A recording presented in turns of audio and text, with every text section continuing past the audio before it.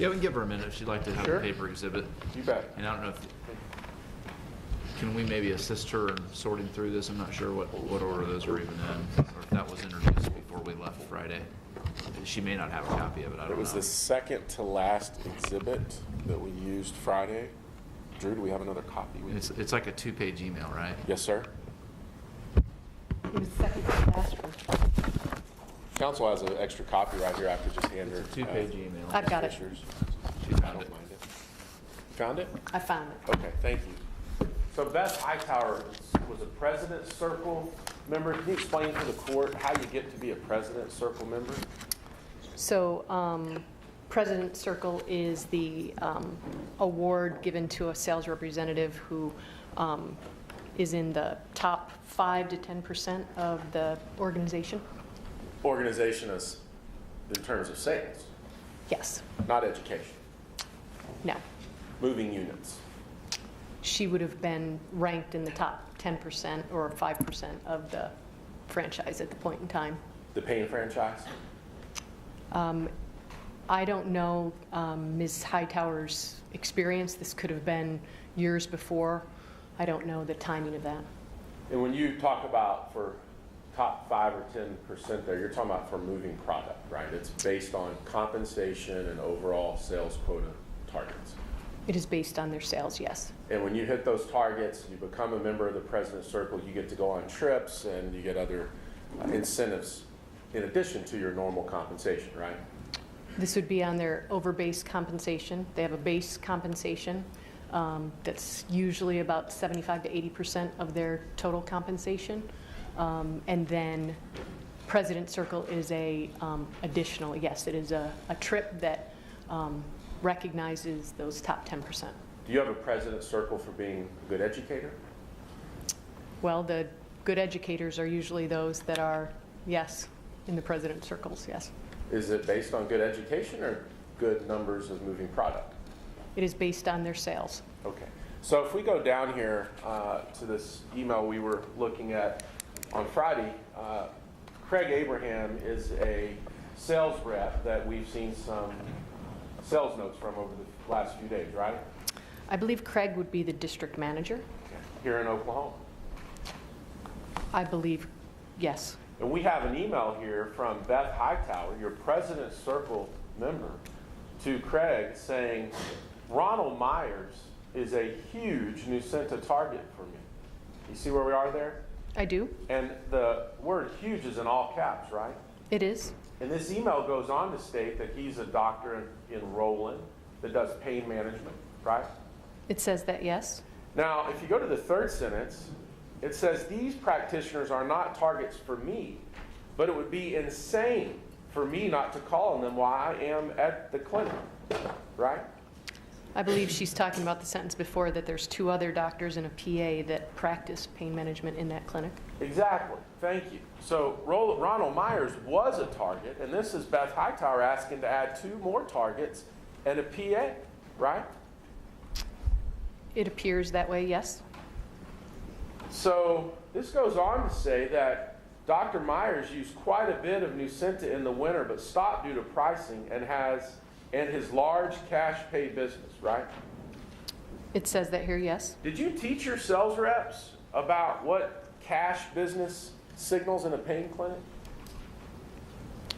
I don't believe so, no. Well, you know what it means, don't you? You know that cash in a large cash business signals high prescriber and potentially a pill mill, right? Not necessarily. Oftentimes a cash business can be in some of your rural areas where patients may not have insurance. Man, you understand that when your sales reps go into a pill clinic or pain clinic and it is a large cash business of high prescriptions, that is a red flag. True? Again, I would say not necessarily. Did you train them that? Did we train them what? Well, you didn't train them in addiction. Did you train them in red flags of pill mills like cash? Not that I'm aware of, no. Not at all? I don't believe so. Even in 2010? I don't believe so, no. Even when we were at the rising zenith towards the peak of an epidemic in this country, you didn't teach your sales reps any of that? I don't believe so, no. You didn't educate them? On Excuse me, what Your you're, Honor, that's been asked and answered now 3 Sustain. times. The man? This says there is a lot of information that I can share with you when we talk. You see that? I see that, Now, yes. by 2010, you had gone in your call notes to these pre-configured drop-down boxes, right? At the time, we had changed over to a different system. And you had told your sales reps to no longer write freely in the notes section of their call notes. Those are now blank by 2010, right? The system that we changed to is more of a drop-down system. Right. So the answer to my question is they couldn't just write down whatever they wanted, right? They were in a drop-down system. Okay. And so here we've got someone enrolling with a cash business, and your President Circle salesperson is saying, there's a lot of stuff, a lot of information I can share with you when we talk, right? It says that here, yes. But then she goes on to ask if it's possible to get speaker dollars from the pain division so they can come in and bring a speaker to talk to this group over lunch, right? It says that here, yes. So we have somebody who knows this is a high prescriber, who knows it's a huge target, who knows it's a cash business, and she's asking her boss if she can bring in a speaker and get a budget for it, right? She would like to, it appears, educate this clinic around the benefits and risks associated with our drugs. Does it say that? No, but that's what I'm assuming is why she wants to bring in a speaker. Well, all the training manuals and things that we talked about during this time when you were launching Nucynta were about having a hook to change the paradigm about opioids. You remember we looked at that Thursday and Friday? And we talked about what I thought that meant. Well, you talked about what you thought it meant, but the document said hook, right? That word was on those documents. Okay. And then if we look down here at the last part, it says, I believe it would be a good business decision to bring in a speaker for lunch or dinner if budget dollars allow. You see that? I do. If you'll turn to the next page, it lists other providers in the clinic. Powell, Tugas, Friedel. You see those names? I do. Okay. Mr. Medina, can we pull up Exhibit 35, please? We'll go to the executive summary on page 001 and pull that out. Now, this is in 2001. Again, your KOL, if you'll blow out the first bullet point, Mr. Medina. You were told OxyContin was over-marketed to inexperienced PCPs who lack knowledge, skill in pain management, and opioid prescribing. You see that? I see that. That was 2001, right? Yes. Okay. Now, Mr. Meehan, can you go to page 6 of Exhibit 35?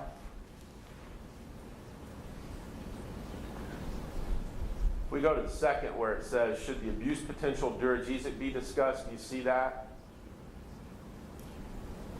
I see that, yes. Okay.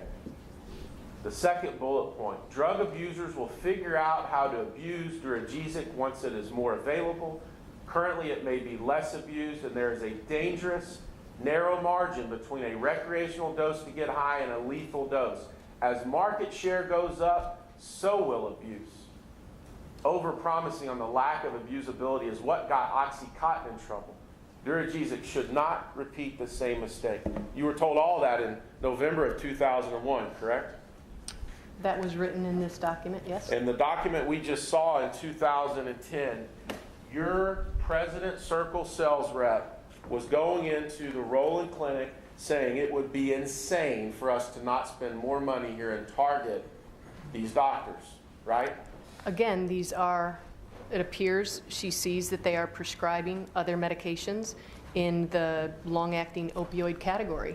So those are folks that usually have our patient population, and that's who she would want to educate around the benefits and risks associated with, in this case, Nucynta and Nucynta Did ER. you just say that folks running those kinds of clinics with cash businesses are the kind that have your target paid population? Is that what you just said? Your Honor, it's been asked and answered.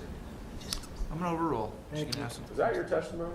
What I'm saying is that these clinics, these pain doctors who are prescribing long-acting opioids, or in this case, short-acting opioids as well, our representatives are looking at those individuals as likely having the pain patients that our drugs are indicated for. And so they would want to go in and educate doctors on the benefits and risks associated with our medications.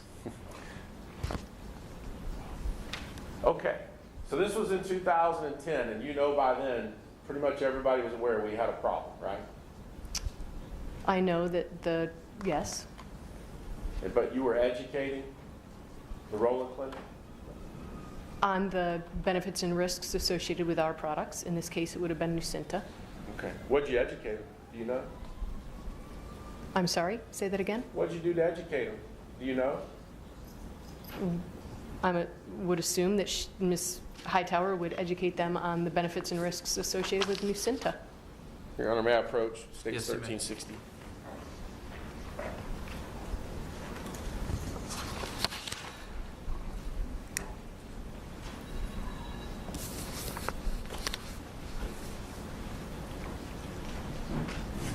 Your Honor, we offer States 1360 at this time. This is an email between Beth Hightower and Craig Abraham.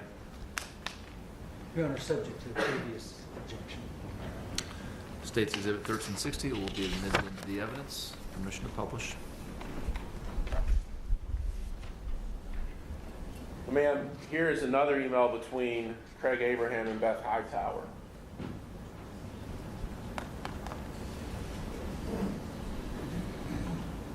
August 11, 2010. Let's go down a little bit, Mr. Medina, to the preceding email. So, earlier that morning on August 11th, Craig Abraham and Beth Hightower having a conversation. And at the bottom of that, if you go down just a little further, the day before, Ms. Hightower says, Craig, there is a new occupational pain med doc that has moved to Rowland, Oklahoma. See there? I do? She's new in the area and has great potential for our Nucynta business. I'm adding her into my TOP. Now, what does TOP stand for? Again, I don't know. And intend to make contact on my next trip to Rowland. I am hopeful that by calling on her, I can achieve some specialist spill back into my territory. See that? I see that written. And she asked for permission to add this doctor into the Nucynta call plan, right? I see that, yes. Let's go up, Mr. Medina. Craig responds, even if you add her, you still will not get comped on her. You are only being comped on the doctors from the Nucynta target list. Now, if you're into educating doctors, why would you only seek to educate doctors if you're getting comped?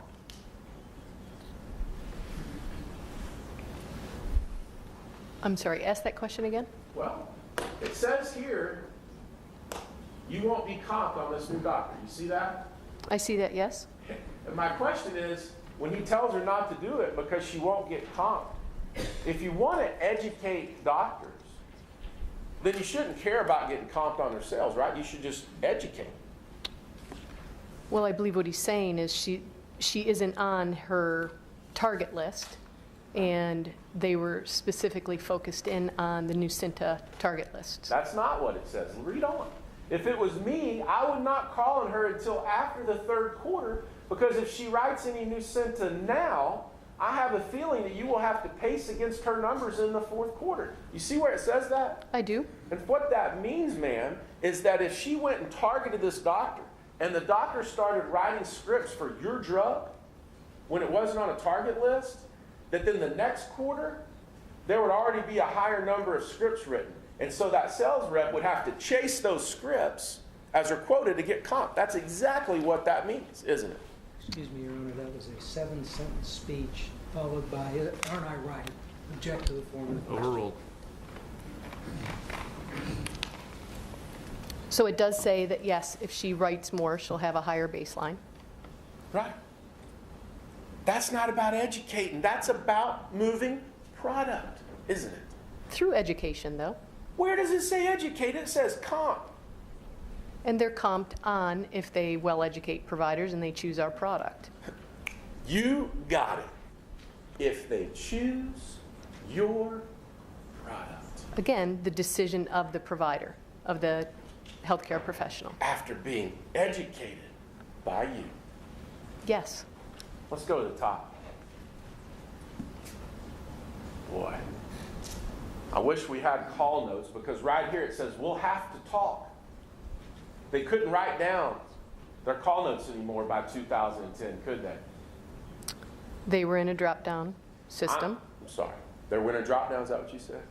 We are in a drop-down system. of how I'm they still report. inclined to risk it. She's new, so her business should grow anyway.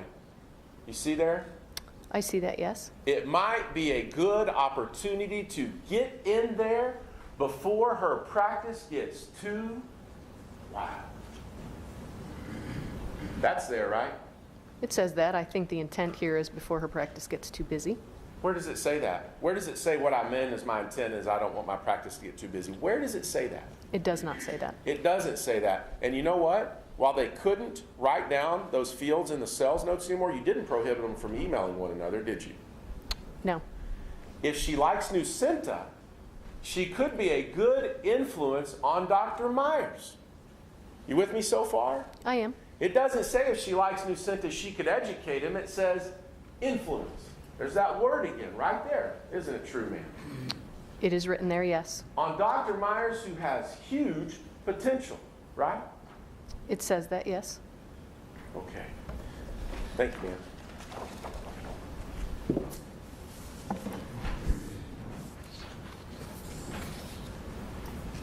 Now we'd like to approach with States Exhibit 1147.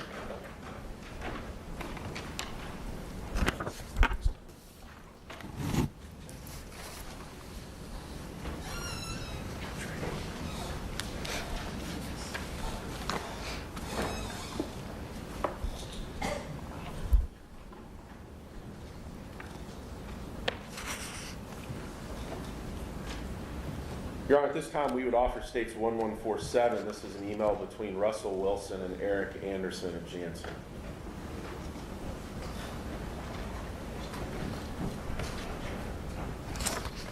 Your Honor, just subject to the prior objection. States Exhibit 1147 will be admitted into the evidence. You may publish. Thank you, Your Honor.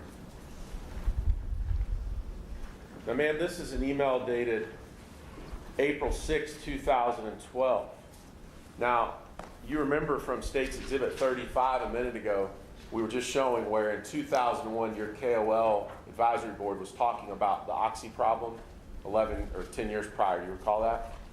I do. Okay, and here we have Eric Anderson and Craig Abraham again in 2012. Now, you know that by 2012, the CDC had discussed that there was a prescription drug abuse or overdose epidemic in this country, right? Prescription drug abuse? Yes, prescription. Just prescription drug abuse? Prescription drug abuse, yes. Yes. And here, what Eric and Craig are saying is, here is a list of the top OxyContin writers for Blue Cross Blue Shield, Oklahoma. You with me? I am, yes. It says these might be good doctors to focus on for the program we have coming up, and also to alert to the fact that Nucynta ER now has the same status as OxyContin with Blue Cross Blue Shield, Oklahoma. You see that? I see that, And yes. then there's a list of all these doctors there, right? I see that, yes. One of them's Harvey Jenkins. You see that there? I do. Okay. Your Honor, may I approach? Yes, you may. Now, one of the things, let's go to the call notes. One of the things that your call notes that we looked at the other day did.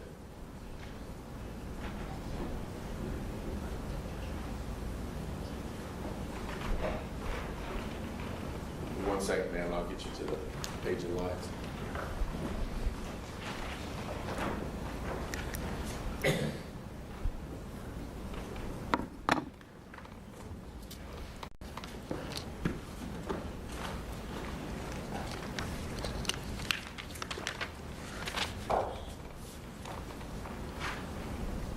Having a little trouble finding my page in lines. You have your glasses on? I don't need them from here, that's pretty big, just like that influence map was. I'll tell you what, while they're looking for it, we'll talk for just a minute here. Now, on that, you saw Blue Cross Blue Shield, do you recall that? I do. Mike, can you go back to that? Now, do you remember in your, the drug company's opening statement, y'all had a slide about market share? Can you pull that up, Mike?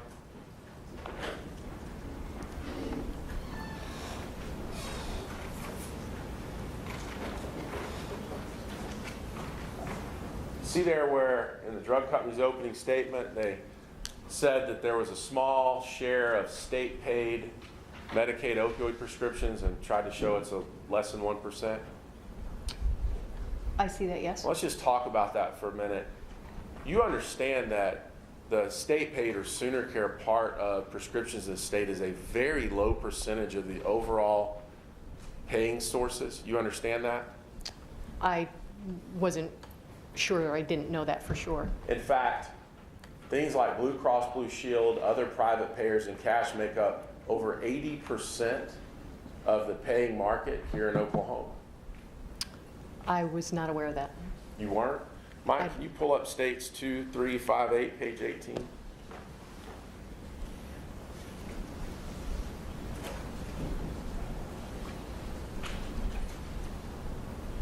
Okay, so this is one of your documents dating back to 2000. And while this isn't in Oklahoma, this is talking about how market share works on potential payers. And you see right there on the Analgesic side, it shows 67% third party and 18% cash. I see that, yes. That adds up to 85%, right? Yes, sir. And similarly, we see OxyContin at 19% cash and 67% cash, which I think is about 86%, right? Yes. And showing that trend going back that far, the government makes up 15 on one side and 14% on the other side, right? I see that, yes. Okay. So if we can go back, Mike, to the states 1147. So you understand this case isn't about drugs the state paid for. This case is about the cost of abating the mess caused by opioids generally. Do you understand that? Your Honor, I object to this line of questioning. It's not for her to decide what this case is about. It's up to you. Objection sustained. Do you understand that we're dealing here with not just Duragesic or Nucynta or Ultram? We're talking about opioids, including the opioid API that Naramco sold and put into the market here in the state of Oklahoma? Same objection, Your Honor. The objection sustained. This witness doesn't need to give an opinion on. I'm sorry, Your Honor, I couldn't hear. This is outside the purview of her testimony. Okay. You were trying to expand your sales. It wasn't about just selling to the state. It was about selling to everybody, right? This was when, if we're looking at this specifically, this is looking at OxyContin as a competitor and trying to competitively differentiate versus OxyContin. This is also about trying to draw business for Blue Cross Blue Shield payment, right? This is Blue Cross Blue Shield. It appears based on this document that Nucynta ER was now in the same status, in other words, tier status as Right. OxyContin. And so again, the ability to differentiate versus OxyContin with Nucynta ER. And to hit this larger market. It was a huge part of your market. We just saw it was 65, 70%, right?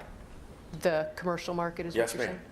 Again, this is competitively differentiating Nucynta ER where OxyContin was prescribed. And as we saw on that graph on market share, a large percentage was cash. It was almost as big as state or government paid, right? There was a portion of cash, yes. And the sales reps that were talking about the Roland Clinic just a minute ago, they were talking about cash business, right? A large cash business. They wrote, or Hightower did say that there was cash business. Okay, so your market here in Oklahoma wasn't just state paid, it was private and cash, correct?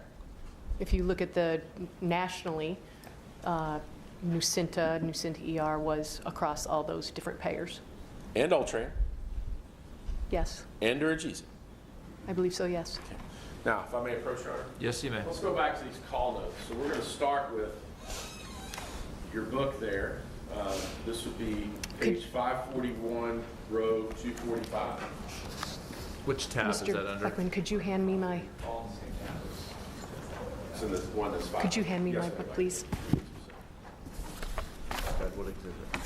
This is states 4373. And which tab? This would be tab 5.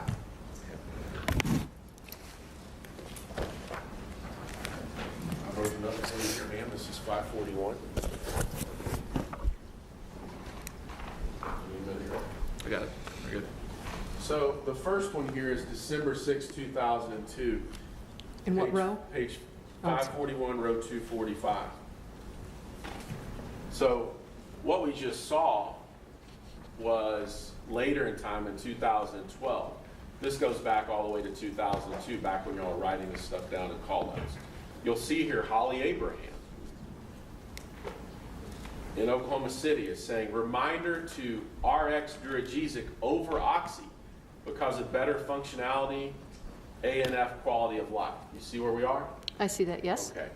So if we go to February 13th, 2003, page 548, line 321.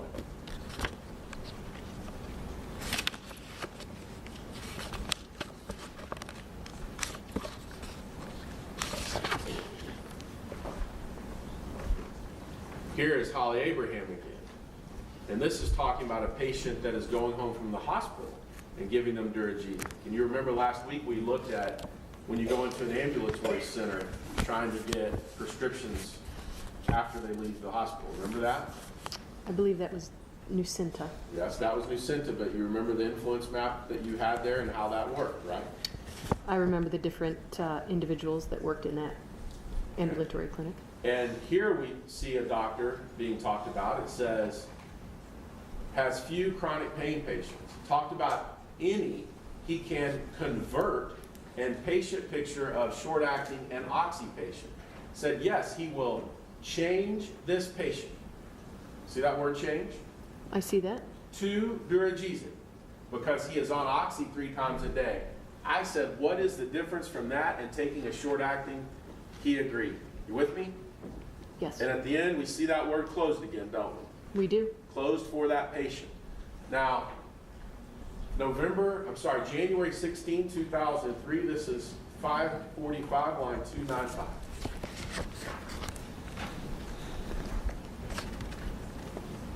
Holly Abraham talked about differences between oxy and Duragesic, said patients get better functionality, showed functionality sales aid. You see all that there? I do. And again, looking at sales aid in comparison between oxy and Duragesic, right? I see that, yes.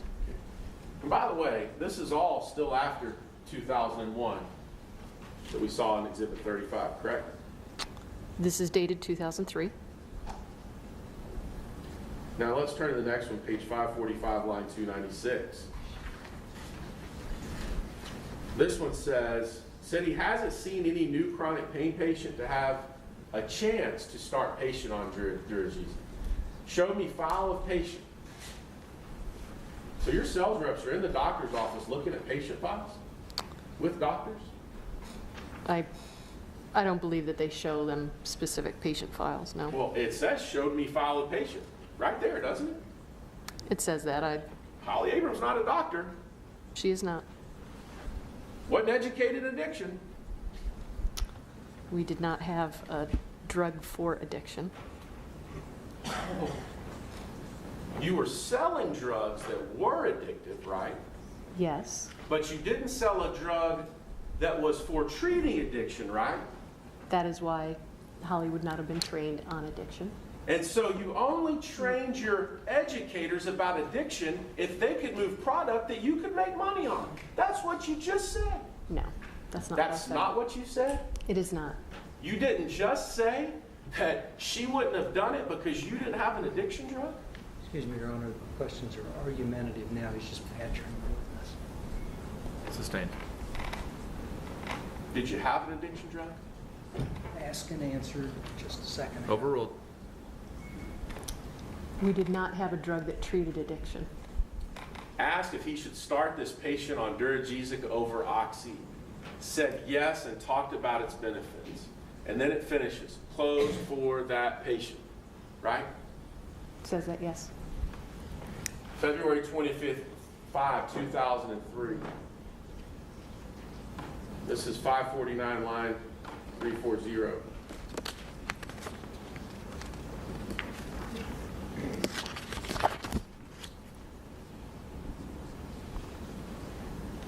Asked him to try his 4 to 5 patients currently on Oxy on Dur. I gave him the placebo patches and asked him to try using them when discussing the conversion. You with me so far? I am. And this idea that you didn't influence doctors, right here it says, he said he would. Are you with me? I am. I'm not making those words up. They're there in that sales note, aren't they? It says that here, yes. Okay. And then I also told him that the cost of Duragesic was less than Oxy and it had the same coverage. See that word coverage?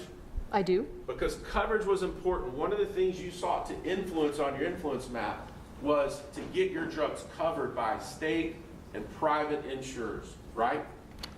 You would want your drugs covered, yes. Okay. Now let's go to the next one. April 4th, 2003, Mr. Thornhill again. This is 552, line 365. In Midwest City. Dur said he was having lunch with the Oxy rep today. So here we've got a doctor having lunch with an Oxy rep, right? It says that, yes. So your reps are in the field. They're learning and paying attention to what Purdue is doing. We see that example of that right here, don't we? Well, OxyContin was their competitor. Okay. And just like you did, Purdue spent money on lunches and things like that in the sales process, right? Yeah, lunch was often the time that the doctor had time to interact with the sales representative. A time when you paid for it.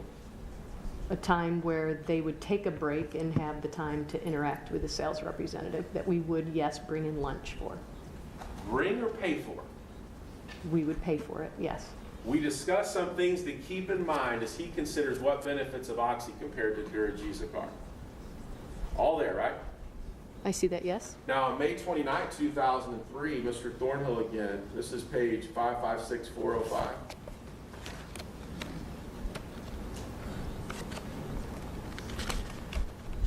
Duragesic still has no definitive reason, apparently, for going to Oxy or Duragesic when leaving a short-acting opioid, SAO. We discussed both the features fentanyl offers as well as the benefits the patient receives around functioning. You see all that? I see that. Now let's just stop for a second. Mr. Jansen invented fentanyl, correct? I believe so, yes. Fentanyl is a highly addictive opioid, correct? Yes. Always. It is it has addictive properties, yes. It is a Schedule II drug for that reason, right? Yes. It can always be abused. Fentanyl can always be abused. It could be abused, yes. Always. There's a potential, yes. Ask the physician, if your patients are going to fail on a medication, have them fail on Duragesic first. Do baseball game analogy of going to a big league game versus a little league game. All there, isn't it? It appears that's for the next call. Whether it happened or not, I don't know. April 25th, 2003. Line 380 on page 553.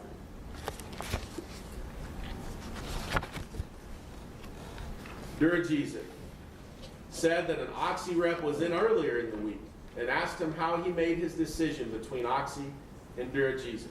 So this is another example of your rep being made aware that their competitor, Oxy, Purdue, is going to target the same doctors, right? This would be the competition, yes. This is a doctor writing long-acting opioids. Both OxyContin and Duragesic are long-acting opioids. He said he didn't know. We discussed at length several reasons among the 4 doctors present why Duragesic is a better route.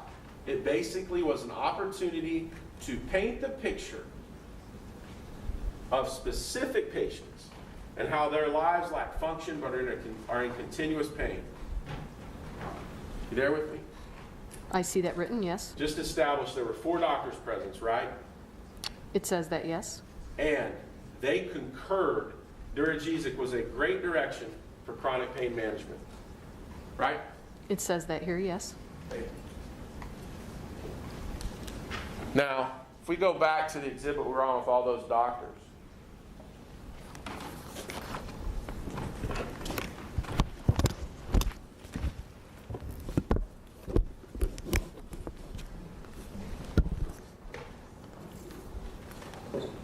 you know y'all also called on a doctor named Reagan Nichols, right? I was not aware.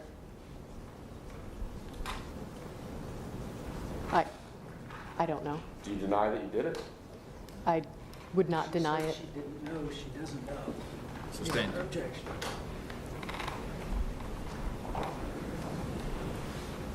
Now, we've talked a lot about Ultram. We saw those call notes the other day. You understand that Ultram contains, it's an opioid made of what? Tramadol? Thank you. Now, let me approach Your Honor with States 0463. Yes, you may.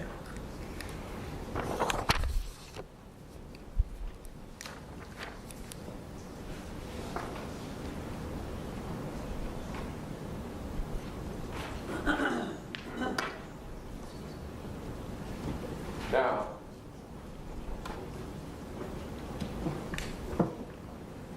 States 0463 is an email between Gary Vorsanger and Bruce Moskowitz dated February 21, 2008. We'd offer evidence.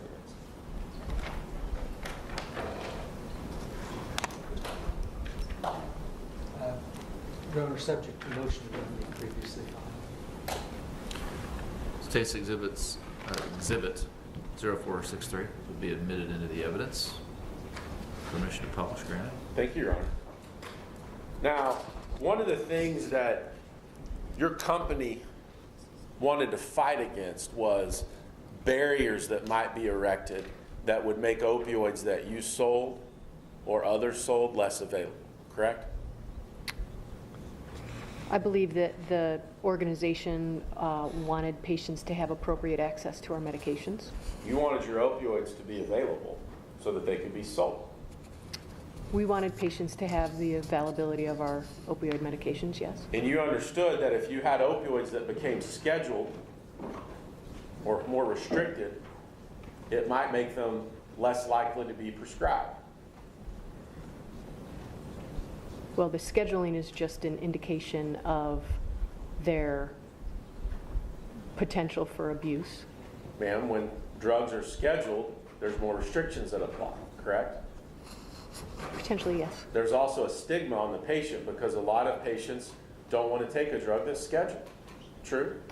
Excuse me, Your Honor, how would she know that? Your Honor, may I respond to that? She Yes. would know it because she ran marketing for Nucynta. That was her job. The witness may answer the question. Potentially. So let's look here. You're aware that in Oklahoma, you had a man that worked for your company named Richard Ponder that interfaced with different state agencies? I know that name, but I'm not familiar with his role specifically. Okay. Let's look at this document. Go to the bottom, please, Mr. Medina.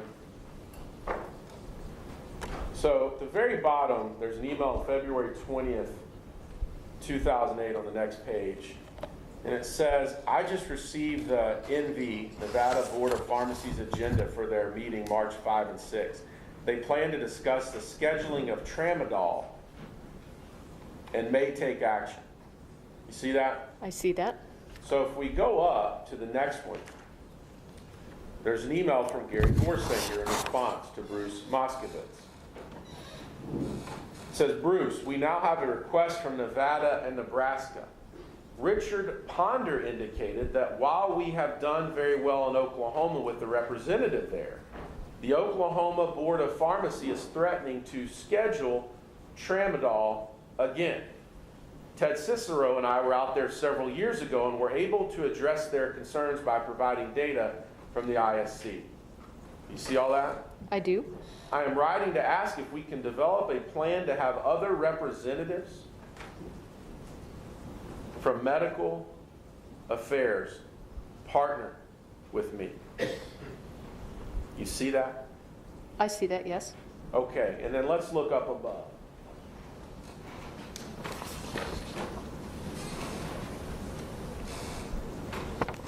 Now, Mr. Moskovitz responds, is there a SWAT team that we can put together? Now, SWAT teams mean Special Weapons and Tactics in law enforcement terminology, right? I assume, yes. So is there a Special Weapons and Tactics team that we can put together with Ted Cicero and whatever resource at radars, perhaps under a retainer system, that would allow them to mobilize as soon as a threat is detected with minimal oversight on our part? You see all that? I see that written here, yes. Upscheduling a drug in a state was viewed by this corporation as a threat, right? I believe that this is indicating that this is something that we want to address. You didn't want the barriers because it was a threat to moving product, which was a threat to making profits. I don't know what they mean by this. Well, let's look up at the top of it. Well, let's just finish that one out. It seems to me this is how we routinely respond anyway, except that we always start for ground zero. You see that? I see that, yes. Okay. Now, first part's talking about something awful in this man's family, and then it goes on to say, I have reached out to Edgar Adams, who did a good job with Oklahoma. You see that? I see that written here, yes. Okay, now during opening statement, the drug company put up a slide about our DUR board. We call it a DUR, y'all call it a DURB. But let's look at that. Now, may I approach, Your Honor? Yes, you may. So, one of the things that they talked about was how this drug utilization board made decisions. And you see it has different members on it. I do. One of the seats on here is from something called the Pharmaceutical Research and Manufacturers of America, PHRMA, Pharma, right? I see that. You know what Pharma is, don't you? I do. That's a trade association that your company pays millions and millions and millions of dollars to be involved in every year, right? I don't know those specifics. Purdue's a member too, right? I don't know. And that group works to carry out the ideas, desires, and wants of the pharmaceutical industry. True? I know they're a trade organization. And y'all fought to have them sit on the DUR board, right? That I don't have privy to, I don't know. Well, to the extent anybody wants to complain about our DUR board, you had one of your very own sitting on it. True? Excuse me. Objection, Your Honor. Sustained. You ever heard of the fox guarding the hen house? Same objection. Sustained. You ever been to a DUR board meeting in Oklahoma? I have not. Now,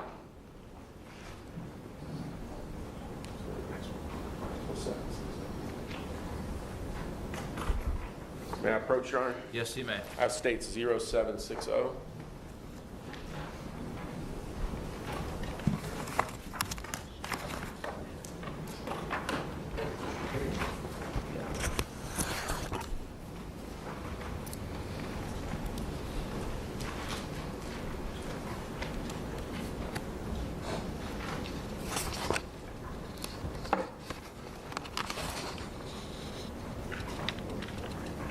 Now, this is an item called Information on Opioid Dependence, Tolerance, and Addiction that your company created. We'd offer it into evidence. Subject to motion to limit the evidence. 0760 will be admitted into the evidence. Permission to call is granted. Thank you, Your Honor.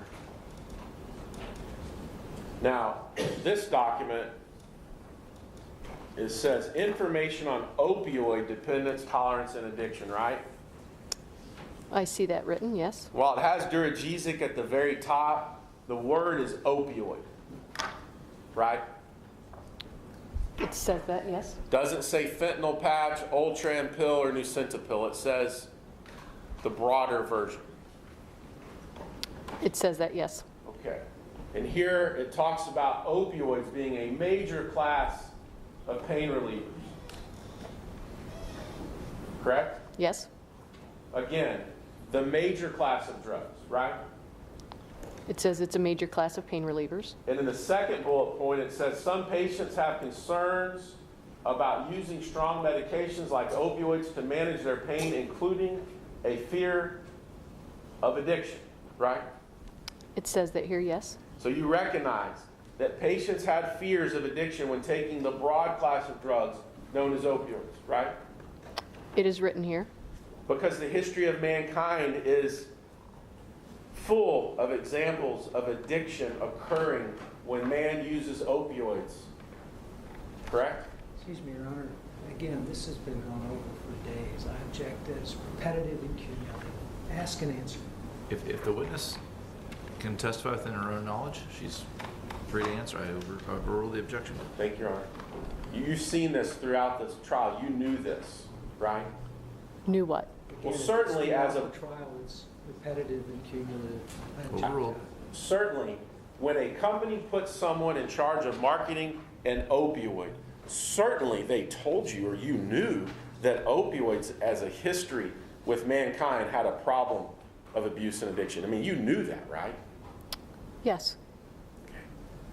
So here, this is talking about how the fear of addiction may prevent patients from receiving the treatment they need to manage their pain, right?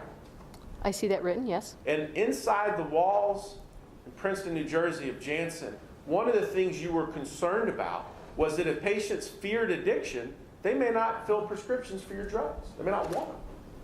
No, I think what the concern was, and I think Dr. Portnoy described it in his deposition as well, is that there are patients who require moderate to severe pain treatment, and that fear of addiction, there needs to be a balance, that they receive the pain relief that they need, but are also managed appropriately so that that addiction is managed to avoid it. Ma'am, that is the second time in response to a question I asked that you elicited the testimony of Russell Portnoy to support something you were saying. Do you realize that? I didn't realize that I had done that multiple times. Well, you just did it right then, right? I did. Let's keep that in mind. I'm going to write it down. What time is it? 10? Do you agree with me? It's about 10:13? Yes, sir. Okay. And you relied on Russell Portnoy for the proposition that, maybe you can give me a quick version of it, that patients were wanting to get, maybe just put it in your words real quick, please. No, I think I just, Your Honor, she's already said it's ask and answer. The whole reference to the clock is nothing. Sustained. So there are important differences between physical dependence, tolerance, and addiction. And then it goes on to say that pain is often undertreated and patients may be inappropriately stigmatized because of their use of opioids for medical purposes, right? it says that here, yes. There we see again this idea that pain is undertreated. You with me? I see that here, yes. Now, if we drop down to physical dependence, one of the things that you're relying upon here is the consensus document from the American Academy of Pain Medicine, American Pain Society, and the American Society of Addiction Medicine, right? I see that here. Okay. Let's turn to the next page where it goes into the words addiction.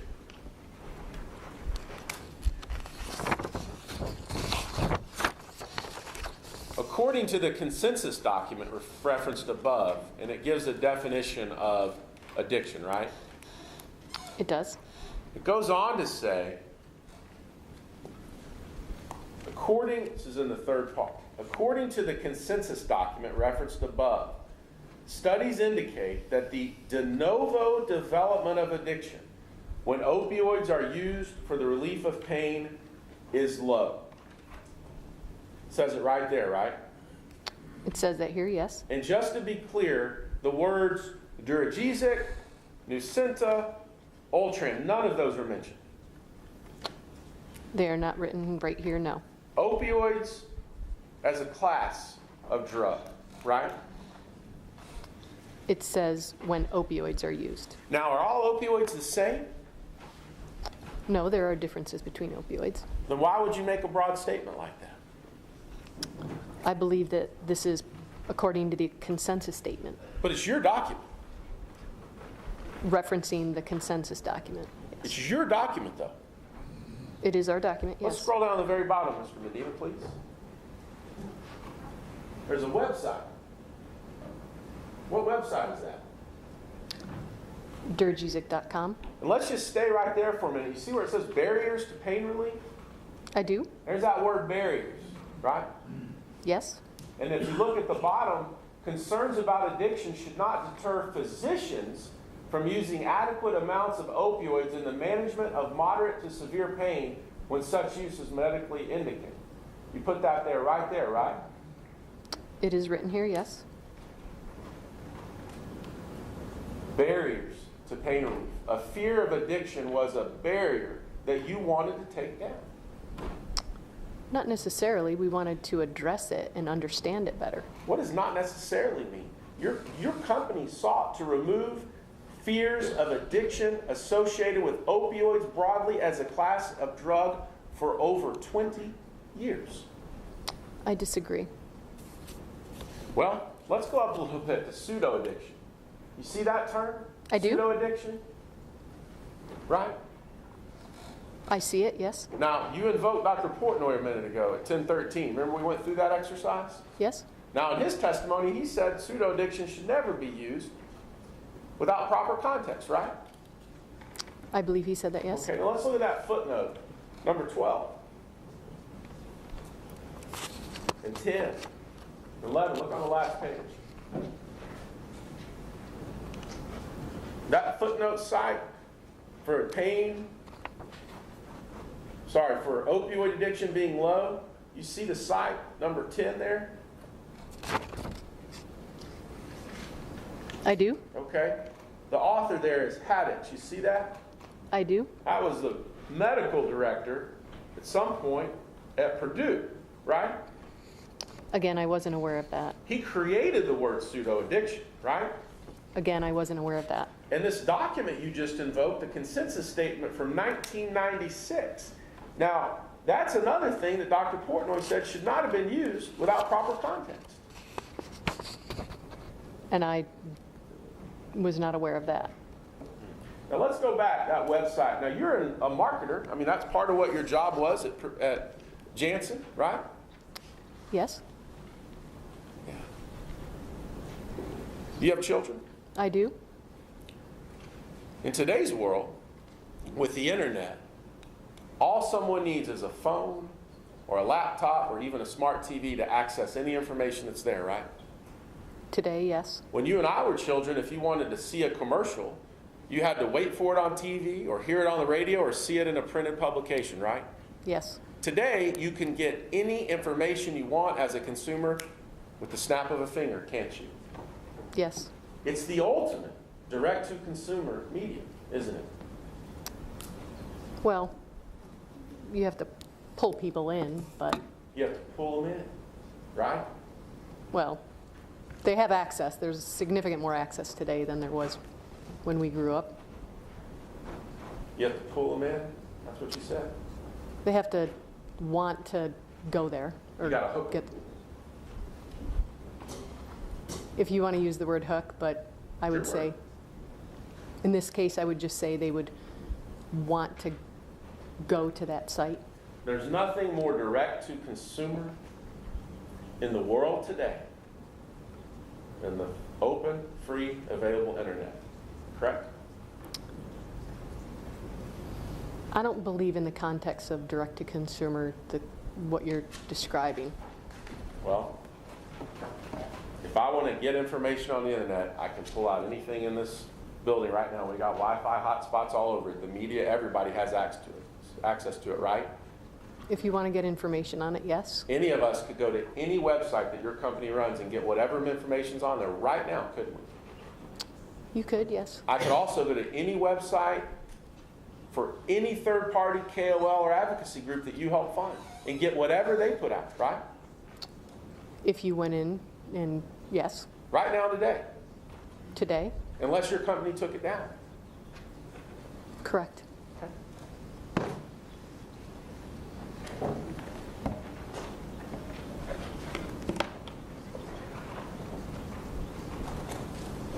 Your Honor, may I approach? Yes, you may.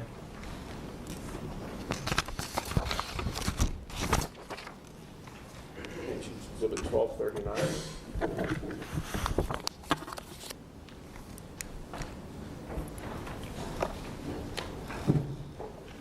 This is an email and attachment from Ortho McNeil dated June 29, 2007, called Unbranded Tactical. Would offer it in evidence at this time. It's been subject to a motion to eliminate, Your Honor. Subject to that objection. Note the objection, but overrule and admit 1239 into the evidence. Thank you, Your Honor. Now, man, we've talked a lot about unbranded marketing, right? We have. Now, by 2007, your company was off patent on Duragesic, right? That would be correct. You had not launched Nucynta, right? Correct. But you still had Ultram. Correct. Okay. Unbranded marketing is the concept of marketing without using a specific brand drug, correct? So, sorry. Unbranded would be non-product specific. Okay. Now, if we look at this email, can we publish this, Your Honor? Oh, yes, permission to publish. Bless you. Here it says, here are some slides on the unbranded efforts for the tactical presentation. I am continuing to work with Jim Arico to finalize the resourcing options.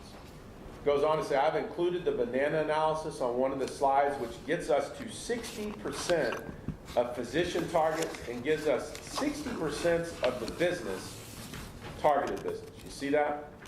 I see that. Okay. So even though you're not on a specific name brand drug at this time, you're still targeting a specific class of physicians with unbranded tactical marketing. True? This would be the, market that, yes. Okay. And it goes on to say, I have recommended that Jim also look at a smaller cut, which would require about 8,000 additional doctors that may give us greater than 50% of the business. Right? I see that, yes. Okay, so let's look at the attachment. The first page of this shows non-branded promotion, right?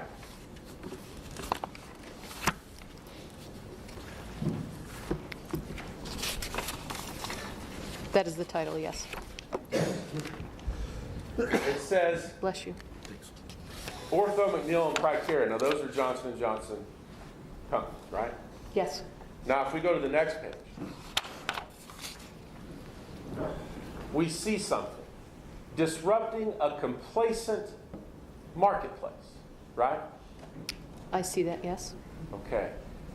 Habitual and satisfied marketplace generate early recognition of unmet needs. And there underneath it,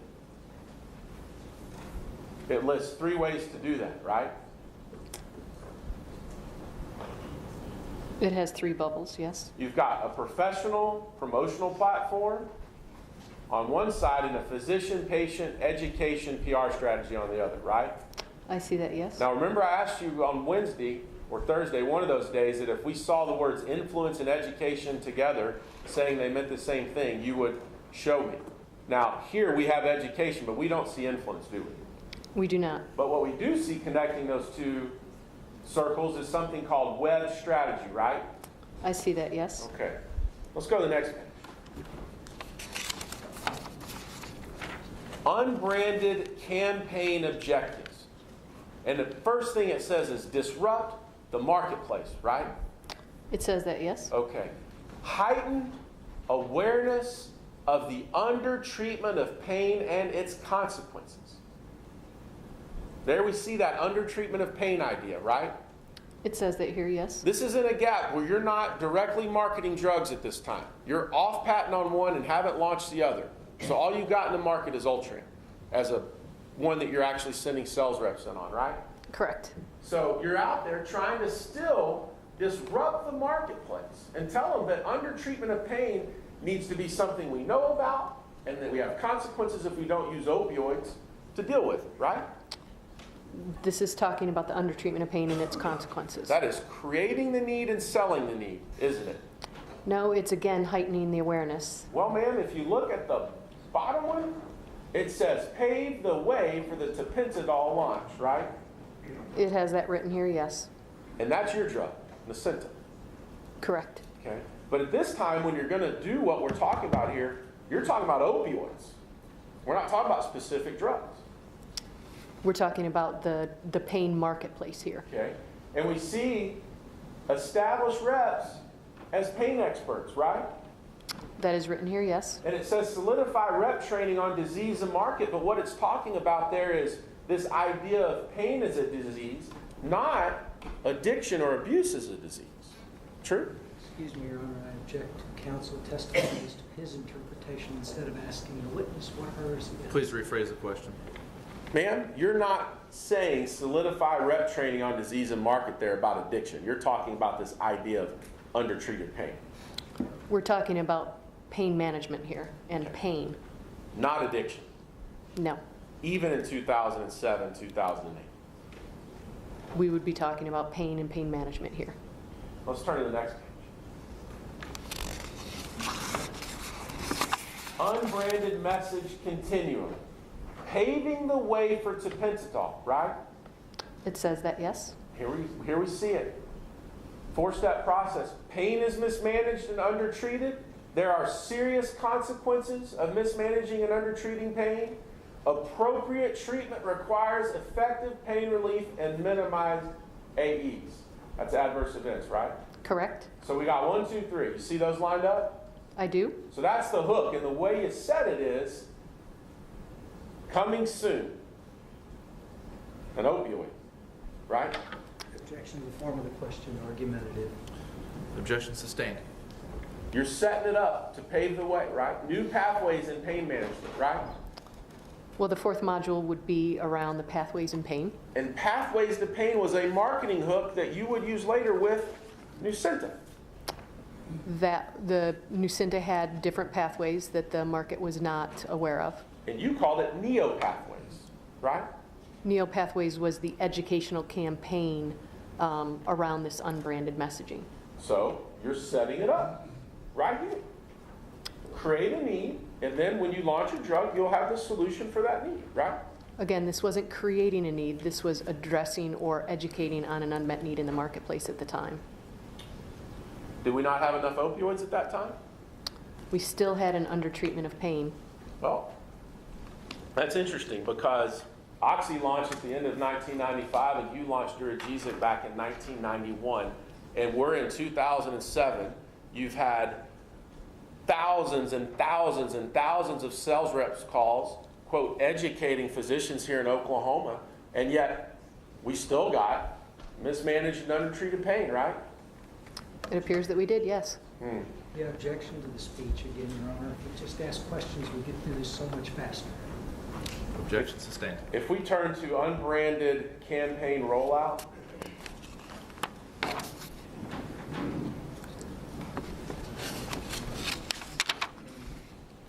can turn to that page. What page is that? 3 more.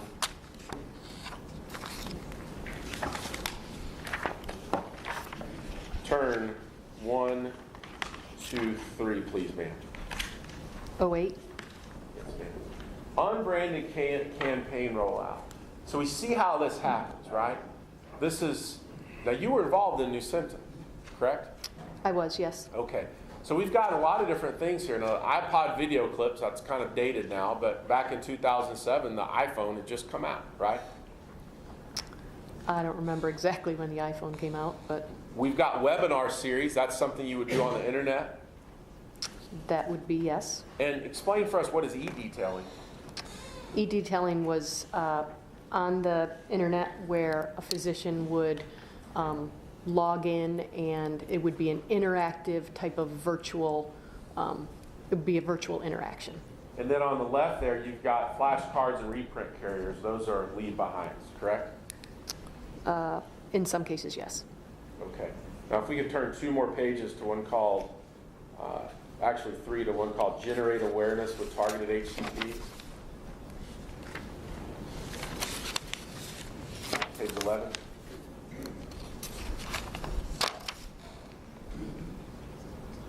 I'm there. Okay.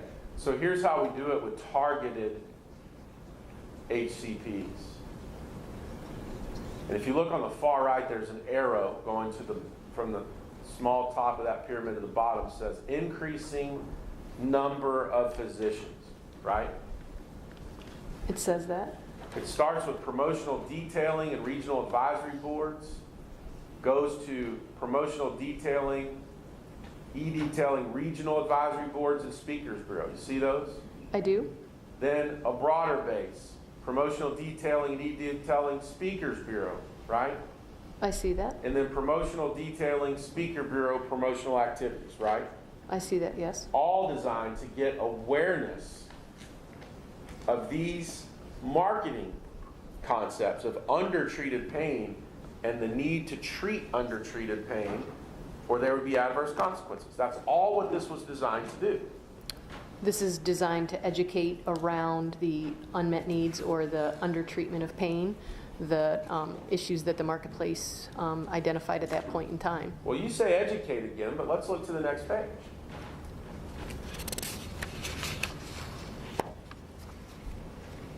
I see targets. I see Ultram on the left, and I see short-acting opioids on the right, and I see an intersection, right? Yes? I see 30% coverage of targeted potential, but I don't see 30% coverage of education anywhere. Do you? It does not say educate on this. Let's go to the next page.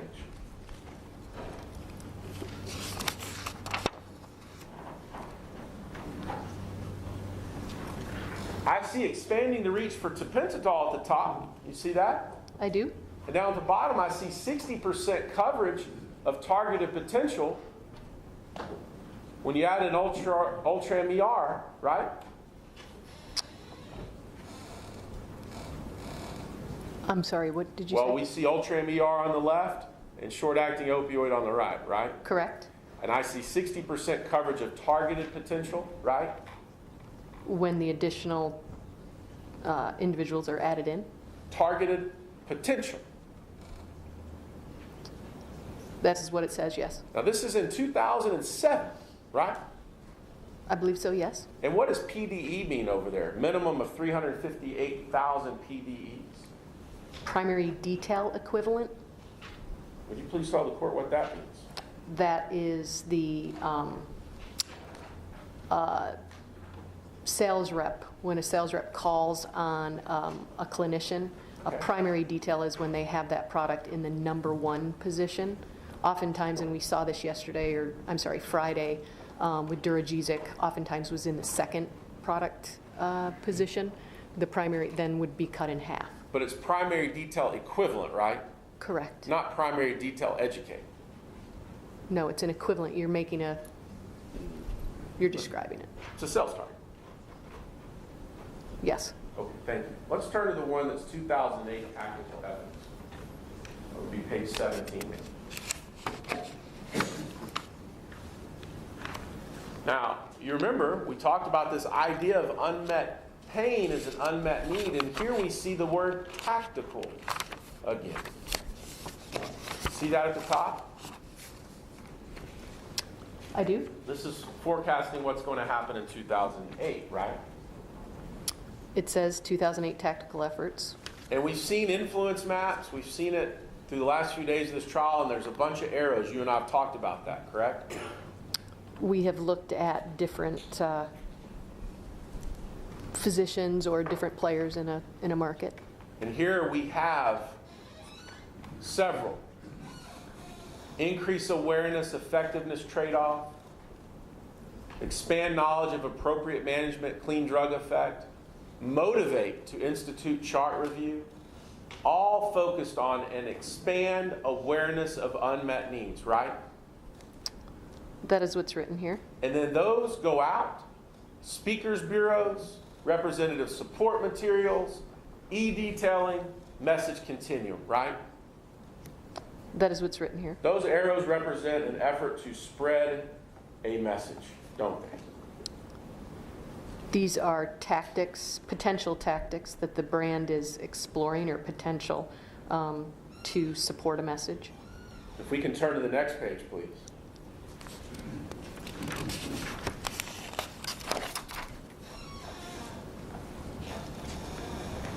Preliminary message points. And they're right there. Number one, we saw this the other day. Pain is mismanaged and undertreated. You see that?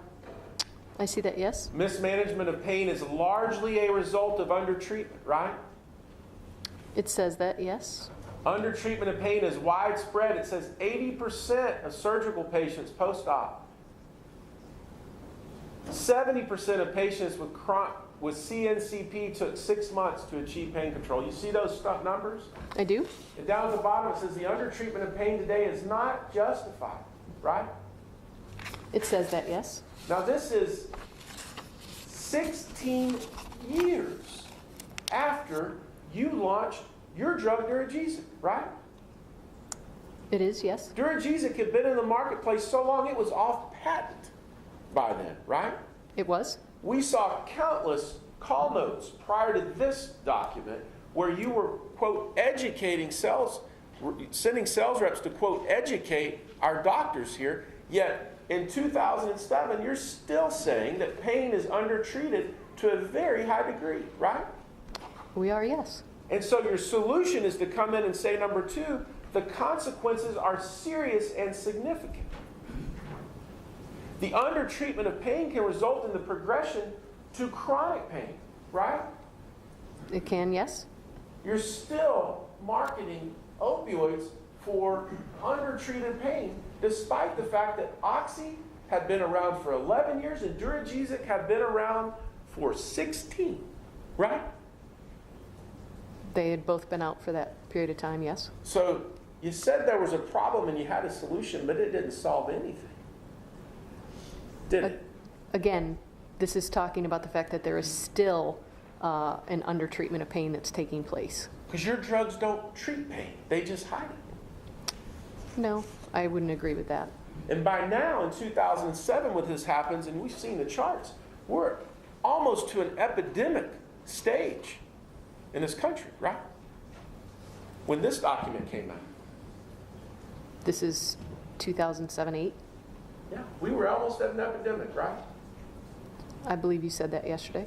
And number three, appropriate treatment requires, and here it is, effective pain relief. You see that, right? I do.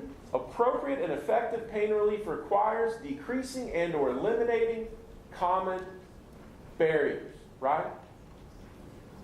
It says that, yes. And we go down and we see in the first bullet point, I don't see addiction and abuse there at all. Do you? I do not. I see side effects. But you don't list addiction as one, do you? For opioids? Not listed, is it? Well, we're talking about appropriate treatment here, and that oftentimes what gets in the way of effective treatment is side effects. Addiction is the biggest. Well, in this case, they're talking about side effects first. We just saw a minute ago in your Duragesic.com document that you knew that the word addiction and fear of addiction was something that caused patients not to want to use opioids because it stigmatized them and it scared them. We just saw that, right? We did. And right here, you're talking about side effects as you were talking about opioids broadly, and the words addiction are nowhere to be found, are they? Well, in this situation, they're talking about side effects. Ask and answer. Sustained. We do see in the second bullet point a word addiction, but it's not addiction at all. It's something else. What is it? Where? Second bullet point, drop down, reducing pseudo-addiction, right? I see that, yes. 2007, you're still using David Haddock's term pseudo-addiction, aren't you? It is written here. And what is that under? What is that bullet point right above it? Changing prescribing behaviors. Changing prescribing behaviors. And underneath that it says changing patient attitudes, right? Which is under appropriate and effective pain relief. It says changing patient attitudes, doesn't it, ma'am? It says that here, yes. Thank you. Mr. Beckworth, we're going to go ahead and break now. Perfect. Thank you, Let's Your Honor. take a break until 10:55. Thank you.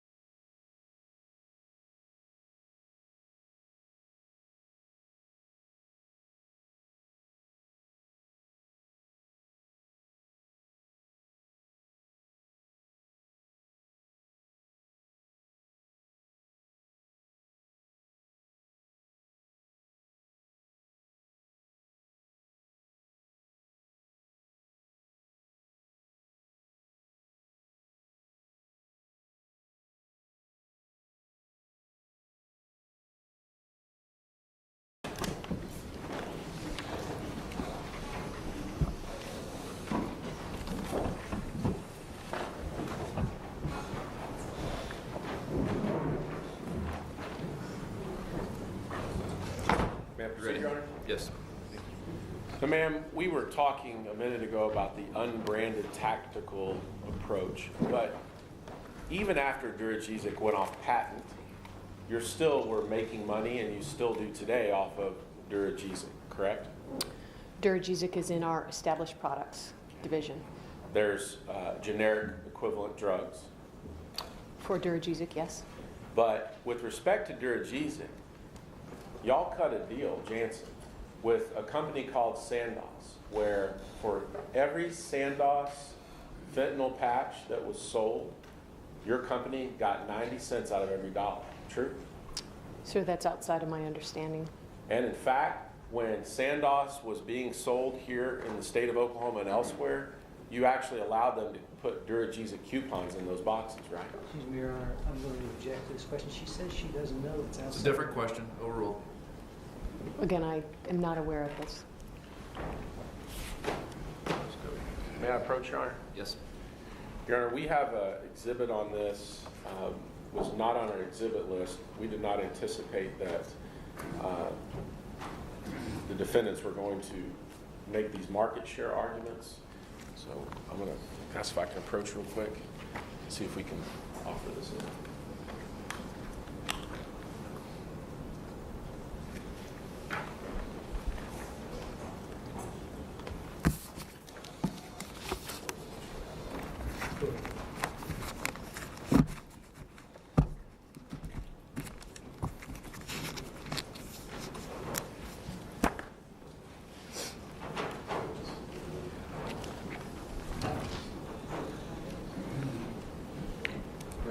Yes, you may.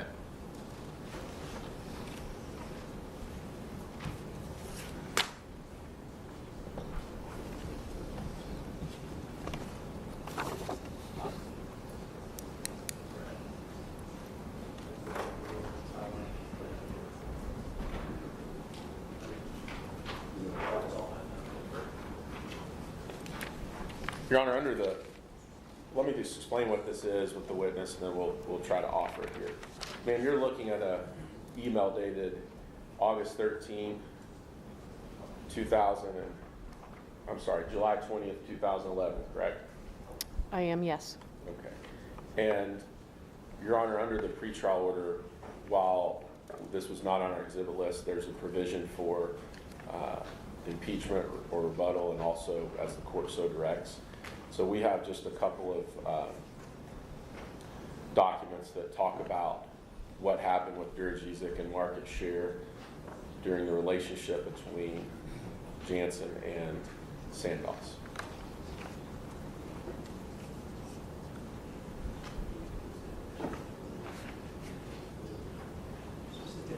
I got a little message. Let me see which one you have. We're having a little trouble getting. This is the July 20th, 2001. Okay. Well, that's what you have. Okay, gotcha. So we're looking at, yes, July 20th, 2001.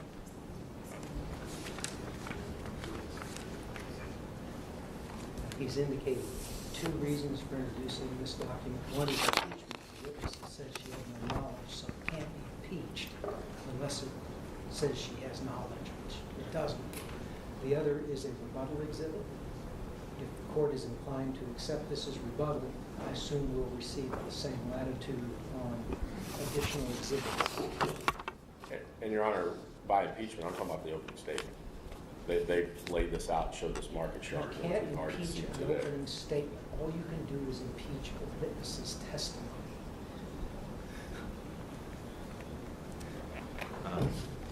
I'm gonna sustain the defendant's objection and not allow this as to be introduced as an exhibit. Very well. Ma'am, you understand that after you went off patent, that you continued to make money from sales of Duragesic branded? Excuse me again, ask and answer. It's a different question. Overruled. The drug was still on the market, so sales of that drug, yes. And you understand that the company still had an incentive to keep the market open for Duragesic fentanyl patches? I don't understand your question. Well, we were just looking at Unbranded Tactical, right, 2007, Yes, and that talked about opioids generally. we were talking about the market. And I talked about how there wasn't that your drug Duragesic was off patent, right? Duragesic was off patent, yes. Which means while you weren't out in the field specifically marketing in the same way you had before, you still had a financial incentive and an interest that fentanyl patches would be prescribed and sold, correct? There was no direct marketing associated with fentanyl. Understand, my question was different. You still had a financial interest in it. That Duragesic continued to be utilized? Yes.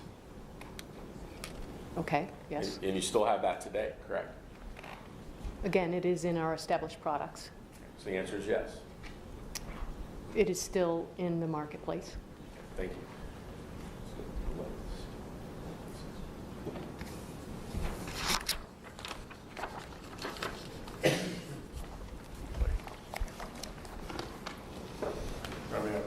Yes, you may.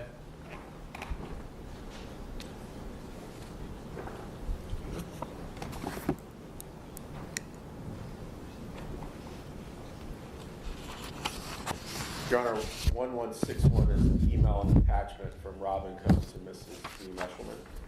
Could offer at this time. Again, Your Honor, the objection is contained in motion 182 pursuant to the court's order, which is maintenance. Thank you. I'll admit it states 1161 into the evidence, and you may publish. Thank you, Your Honor. Now, we look here on 1161, this email dated June 17, 2010, and we see your name, correct? We do. And it says Nucynta ER launch governance market access, correct?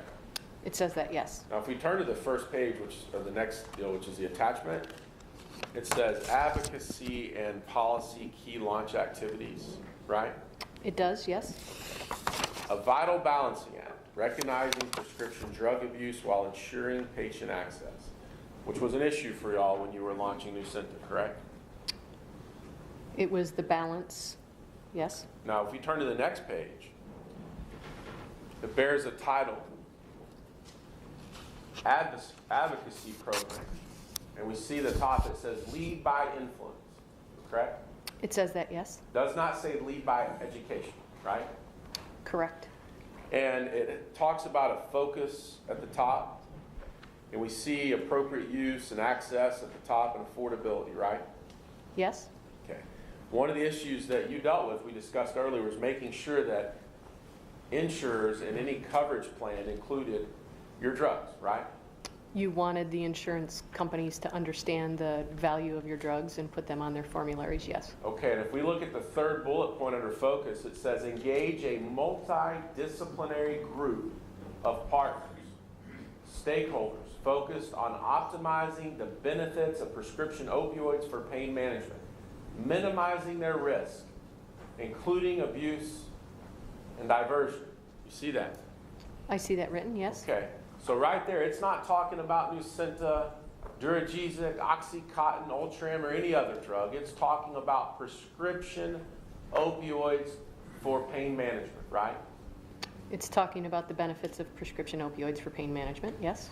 Not just the benefits, but minimizing their risk, right? It says that written here. It's also important, the first two bullets are talking about appropriate use and then implementing effective pain management and opioid risk management strategies to address those challenges. And to use partners, stakeholders, focus on the benefits, minimizing their risk. It says it in black and white, doesn't it, man? And I think they're talking about ensuring that the benefits outweigh those risks. Where does it say that? It doesn't say that here specifically. Okay, let's get back down to it. In Ames,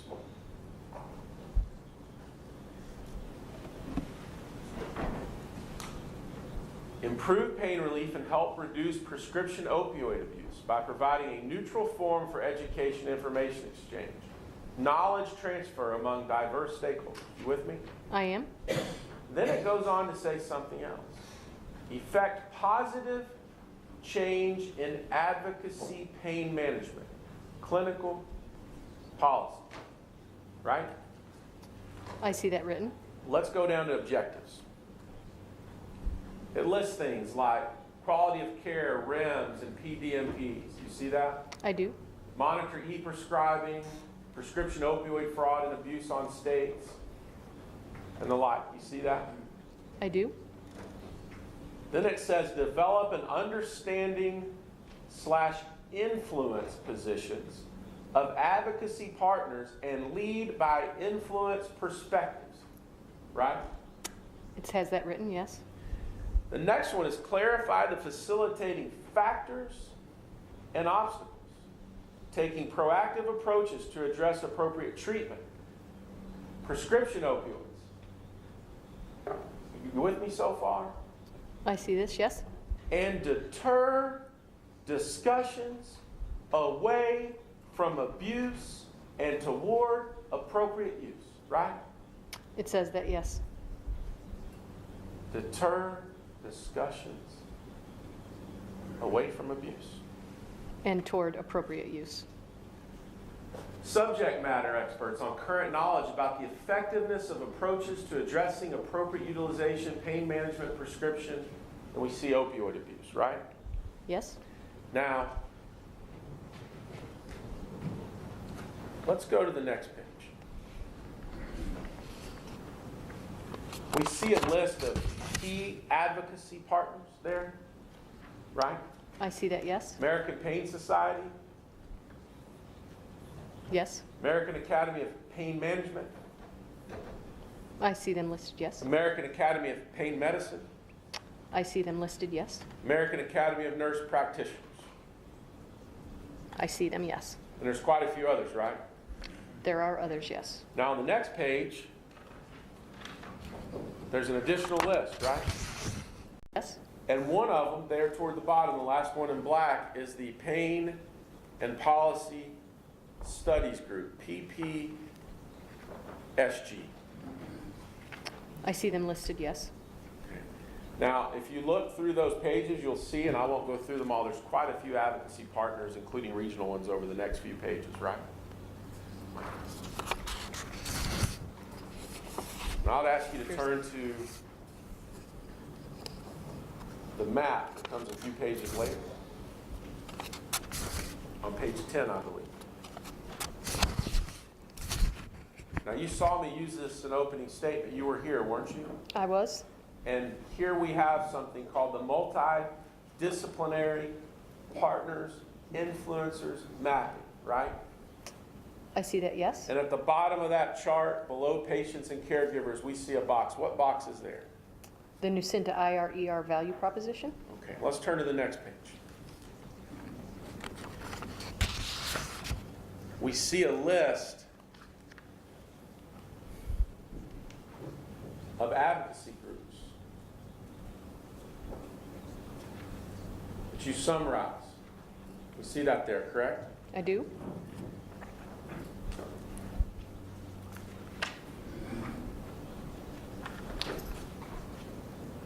Now, if you can turn to this page. Give me just a second, I'll tell you what page we're on. Page 18, please. I'm sorry, 20 on your copy.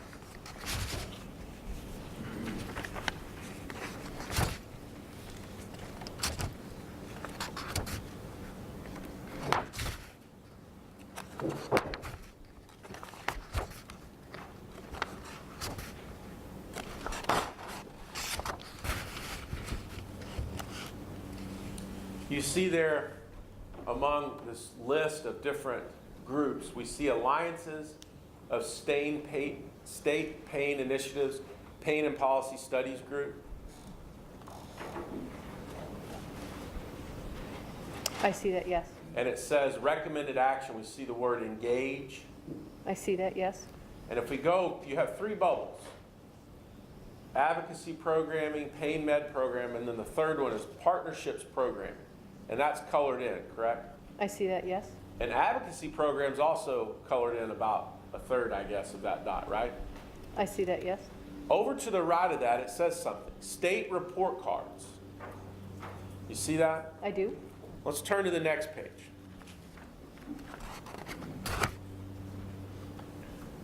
And there we see a map of the United States of America, all 50 states, including Alaska and Hawaii, correct? I see that, yes. And if you look towards the bottom middle, below Kansas and above Texas, you see Oklahoma, right? I do, yes. And there's a grade given to Oklahoma, correct? It appears, yes. What is it? C plus. C plus. Okay, thank you, ma'am.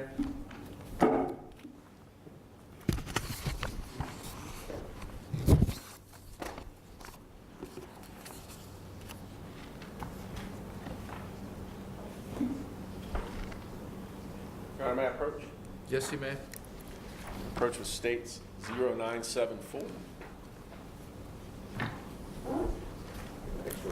Thank you.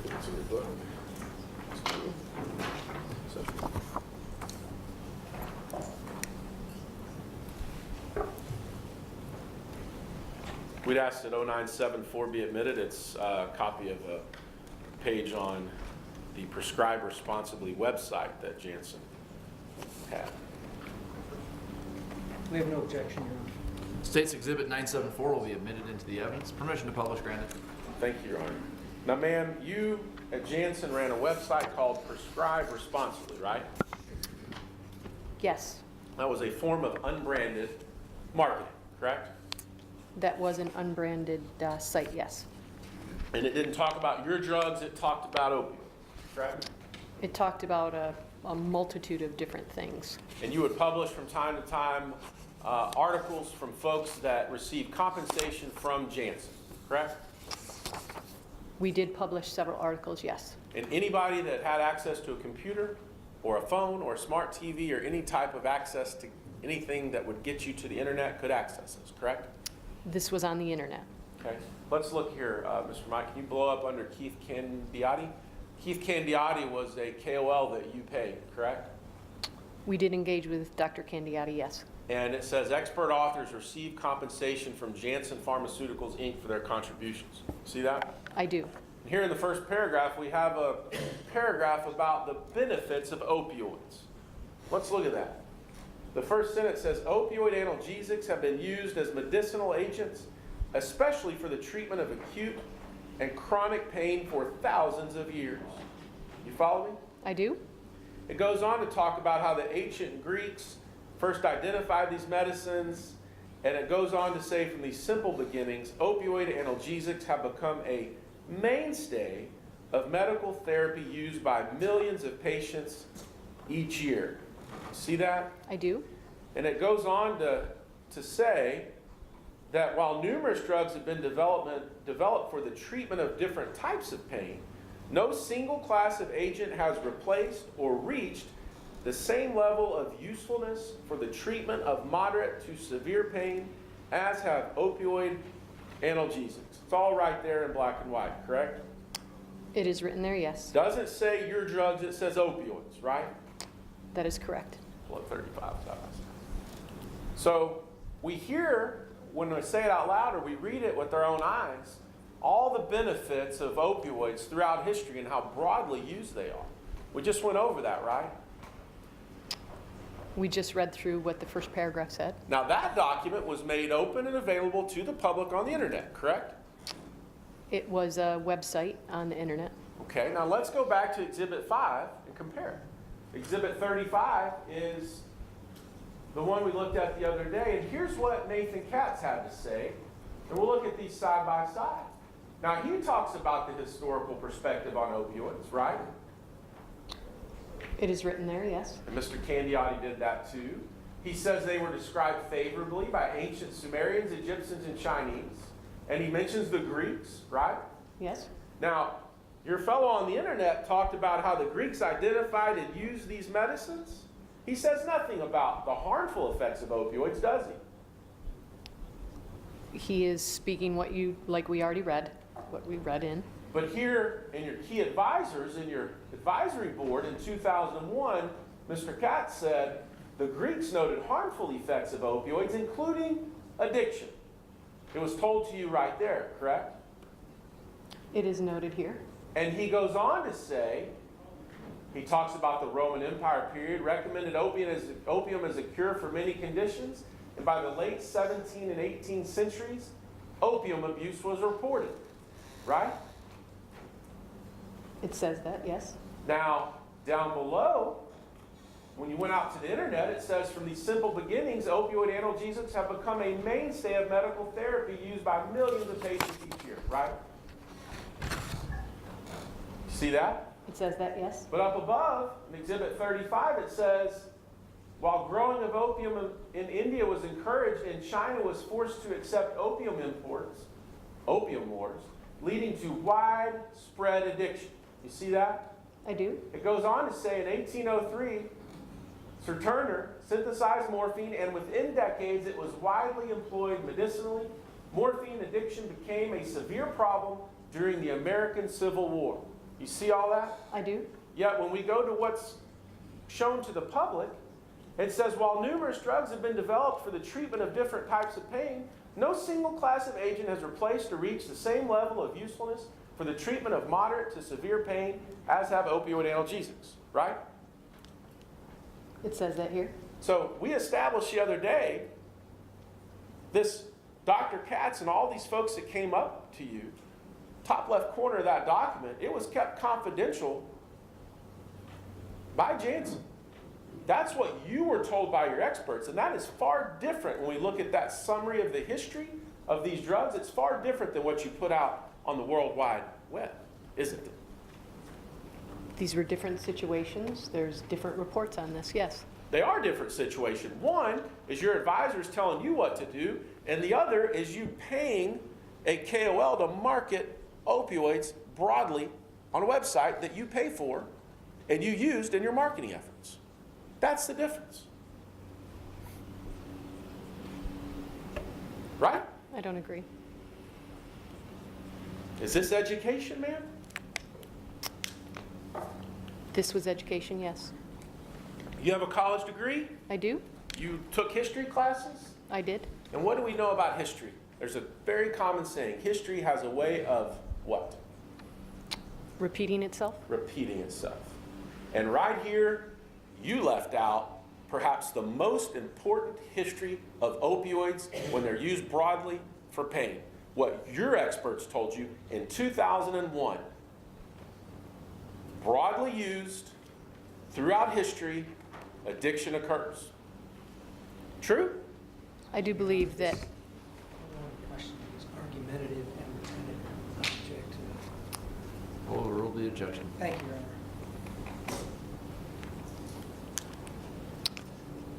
In the prescribed responsibility, they do talk about addiction and problems with addiction. We're going to go down. We're talking about this paragraph right here. We'll get to that. That paragraph is different. Okay. Now, you know that omitting material information when you're a drug company dealing with opioids is not okay, correct?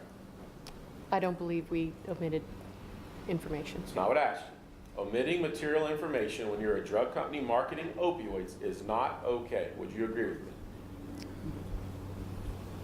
Omitting, and I don't understand what you mean. Omitting, Material, important information.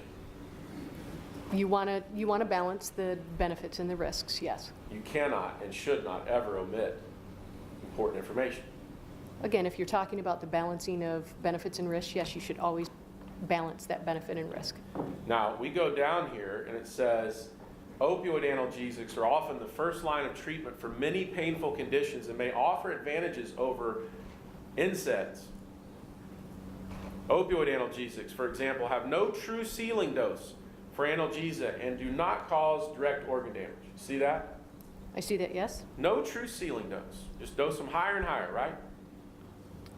No, he's just saying they have no true ceiling dose. That's not really true, though. There's always a ceiling.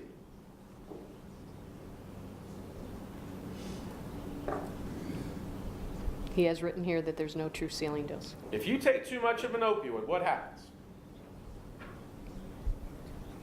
That again, in what circumstance? Any. too much beyond what you're prescribed? Sure. Or if you're prescribed too much, what happens? You can die, right? Potentially, yes. And here it says, however, they do have several possible side effects, including constipation, nausea, vomiting, decrease in sexual interest, drowsiness, and respiratory depression, right? I see that, yes. Okay.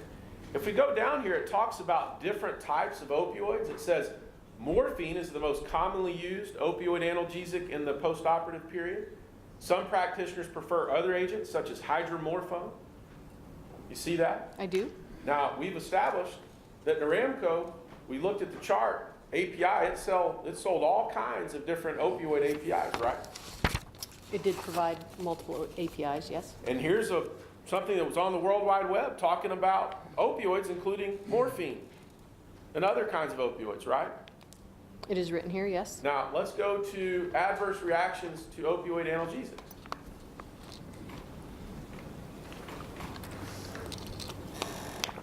We see adverse reactions.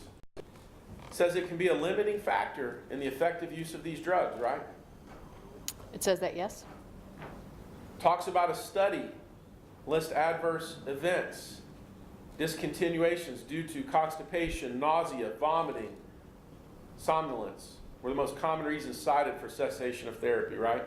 I see that, yes. Nothing about addiction or dependence, correct? Not that I can see, no. Okay. Early cessation or limitation of pain treatment due to adverse reactions can result in the inadequate treatment of pain. Now we see that again.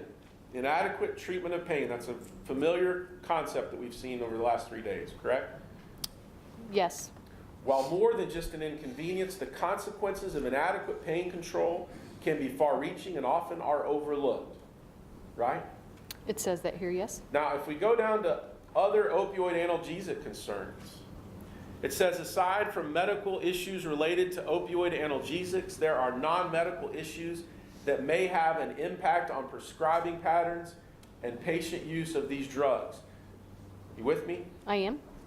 Practitioners are often concerned about prescribing opioid analgesics due to potential legal issues and questions of addiction. You see that? I do. Now, we saw in the call notes that we had the other day that there were many examples of doctors saying, I don't want to prescribe narcotics because I'm worried about abuse and addiction. You remember going through that, right?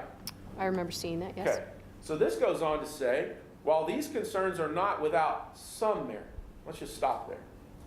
They're not without some merit. That's what it says, right? It is written there, yes. I mean, concerns about addiction at a time when you have an opioid crisis, those aren't just concerns with some merit. I mean, they're a pretty big deal, right? I think what he's reading here, or what he's writing here, is these concerns aren't without merit, Well, let's look at the next sentence. It would appear that they are often overestimated. Right there on your website. See that? I do. According to clinical opinion polls, true addiction occurs only in a small percentage of patients with chronic pain who receive chronic opioid analgesics therapy. Right there, black and white on your website, right? That is what's written, yes.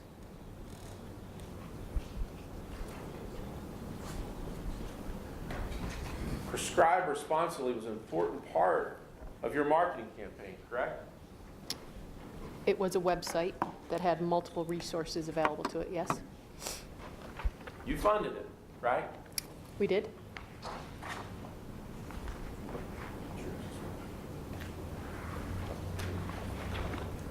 Your Honor, may I approach? Yes, you may. This is state.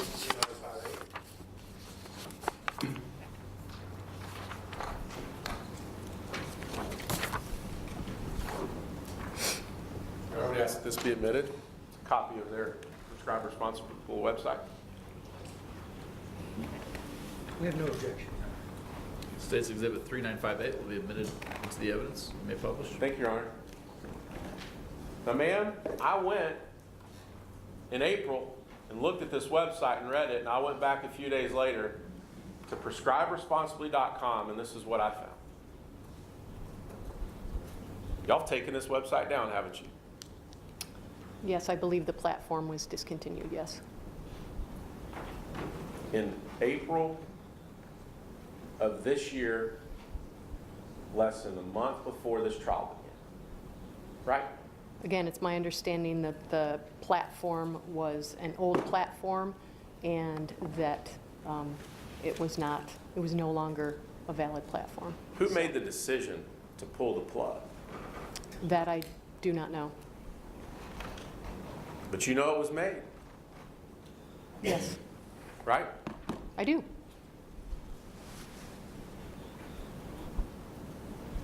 Y'all never did direct-to-consumer marketing, right? We did not. Never? Branded direct-to-consumer, no. Oh, so that's the difference now? It's branded direct-to-consumer?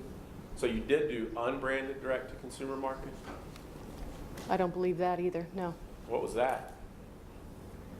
That was physician-focused, Could only physicians get on the World Wide Web and access that? no. Kids could.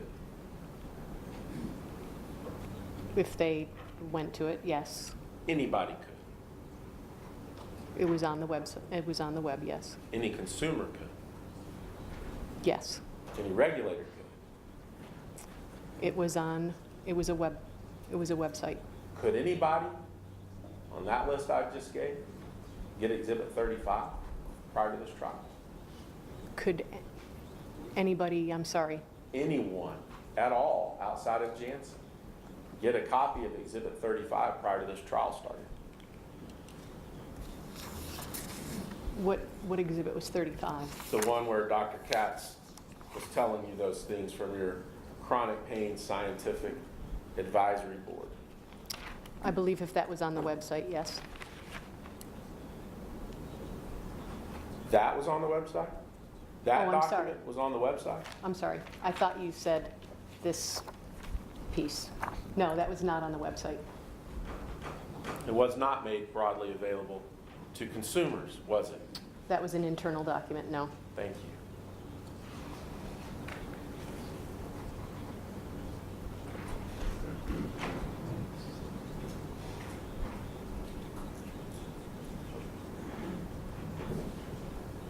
All right, Your Honor, I'm going to approach, please. You may.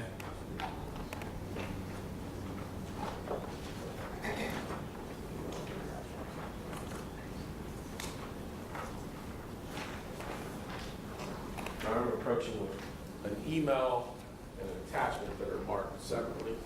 Email is 1224, and the attachment is 1191.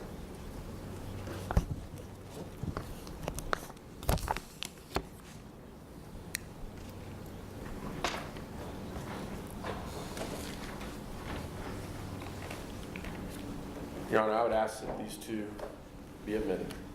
Subject to the objections in motion to eliminate 3, Your Honor. 1224 and 1191 will be admitted into the evidence. Thank you, Your Honor. Now, ma'am, may you publish these, Your Honor? Yes, you may. So 1224 is an email from Robin Cohn to several people called Monthly Brief Update dated July 7, 2011. Please tell the court who Robin Cohn is Robin Cohn was an employee of Janssen. and what did she do for you? She was, well, based on this email, she was the National Advocacy Director.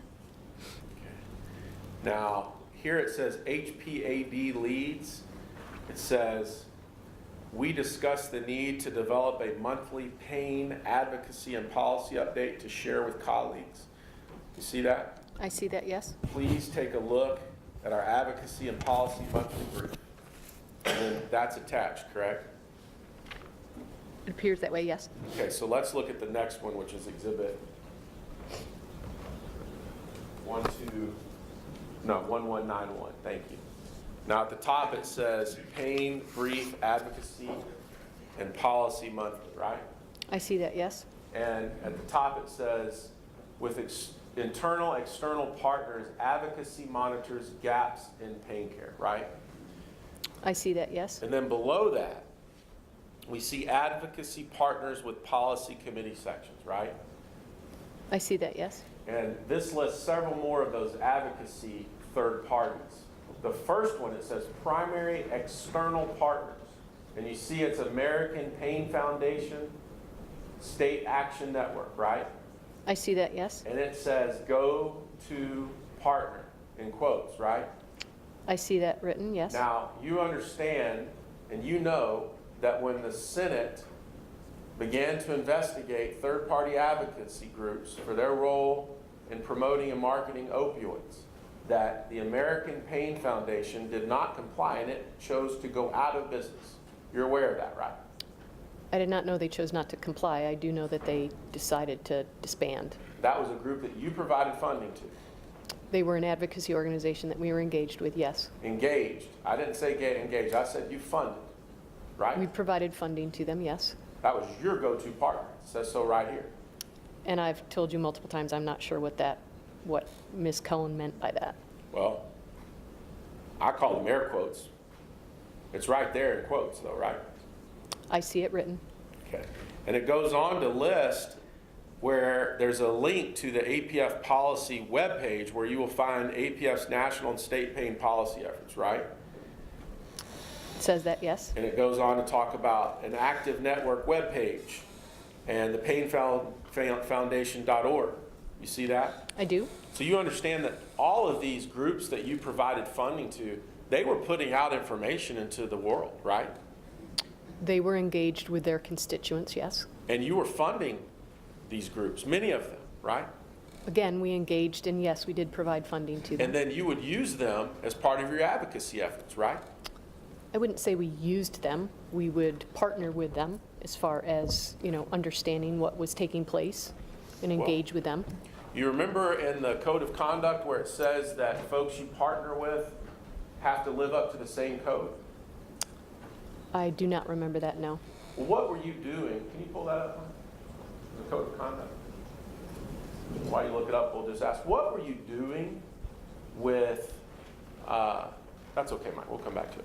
What were you doing with respect to all these advocates to ensure that the information that they put out about opioids as a class of drugs was truthful and accurate and complete? I don't know what you mean. Well, you funded them, right?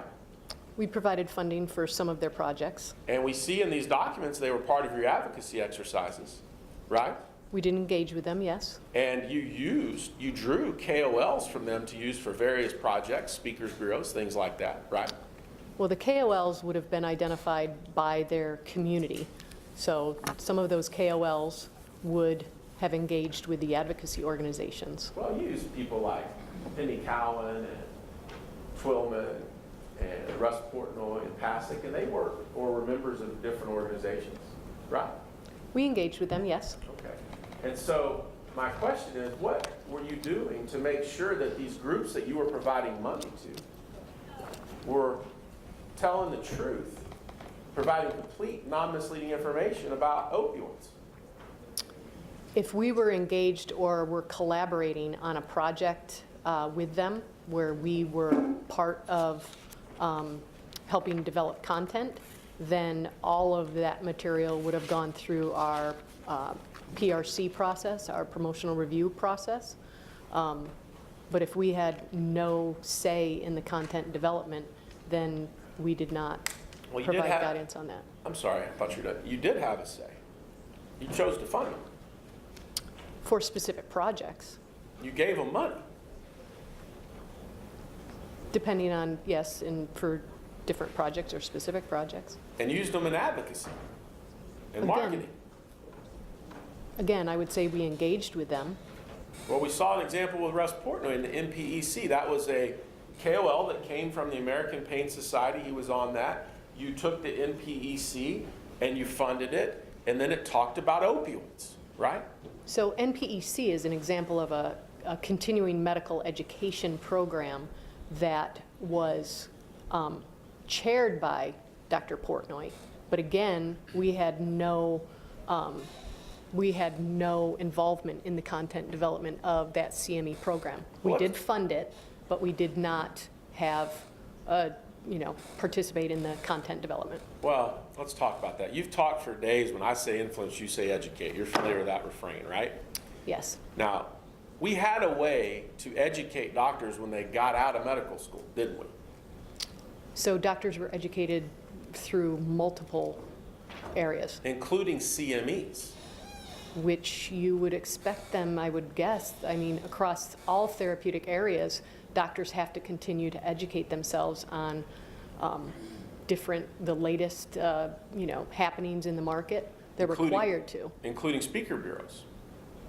Well, the doctors would engage with speaker bureaus or engage in speaker programs if they chose to. That you would pay for. Yes, that we would train speakers around, and yes, we would pay for those, And yes. one of the things you would do is you would pull groups and people from these groups, and you would use them, you would fund them to do some of this, speaking engagements, or like Dr. Portnoy with NPEC. That's how it works. And we wouldn't, Dr. Portnoy, when he chaired that program, that was through the accreditor. They reached out and had him, be the chair. Let's go through what you call education. Sales reps, you said they educate, right? They do. They provide education around the benefits and risks associated with our product. And you pay them to go to targeted doctors, true? They do have a base compensation, yes. Speaker bureaus and use of speakers. That's a way to educate doctors, right? That is a peer-to-peer type of education, yes. You pay them to go be part of that, correct? We pay them for their time, yes. CMEs, that's a way to educate doctors, right? That is a we have, again, yes, it is an opportunity to educate doctors in that particular field, but again, we have no impact or we don't develop the content whatsoever. You funded them. We would have funded them, yes. Are you saying money has no impact? I am saying in this case, there is a clear line and distinction between who can have impact on the content development and who can't. The internet, that's a way to educate, right? You can potentially, yes. And you had websites that you paid for and paid KOLs to post on, right? Yes. Okay. Now, if we see quite a few of these advocacy groups here, now let's turn to the next page. You're saying it's education, but let's look at what it says here. The first thing I see is key advocacy themes. Do you see that? I see that, yes. Marketplace. Highly unsatisfied. You with me? I see that written, yes. Significant unmet needs in the moderate to severe chronic pain market. Advocacy on the local market level, gaining momentum among partner organizations, right? I see that written, yes. So you were using these national groups and you were wanting grassroots advocacy on the local level as well, right? No, she's simply making a comment here on advocacy on the local market level. Market access barriers. There's that word again. Barriers, right? That word is written, yes. And you know that when barriers were put up, that meant there was less access to opioids, right? A market access barrier would be, yes. So one of your advocacy themes was appropriate use and it's capitalized, access to opioid therapies, right? Yes. And here we see other channels, unmet needs, outreach, partner, resources, right? It says that written, yes. And that word there, partner. Y'all wrote that, right? It is written here, yes. Unbranded programs across key partner segments. And there it says, what are our advocacy competitors doing to increase advocacy partnerships? Now, who are your advocacy competitors?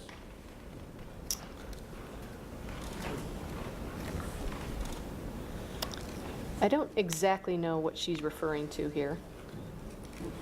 Well, let's go down and look at it. So we see a policy dashboard, and it talks about different things that are going on. There's some legislation there. There's something about monitoring pill mills. There's prescription drug abuse, teen abuse, and take-back programs. You see all that? I see that. And then we see increased focus, state pain policies with a particular attention to key states, right?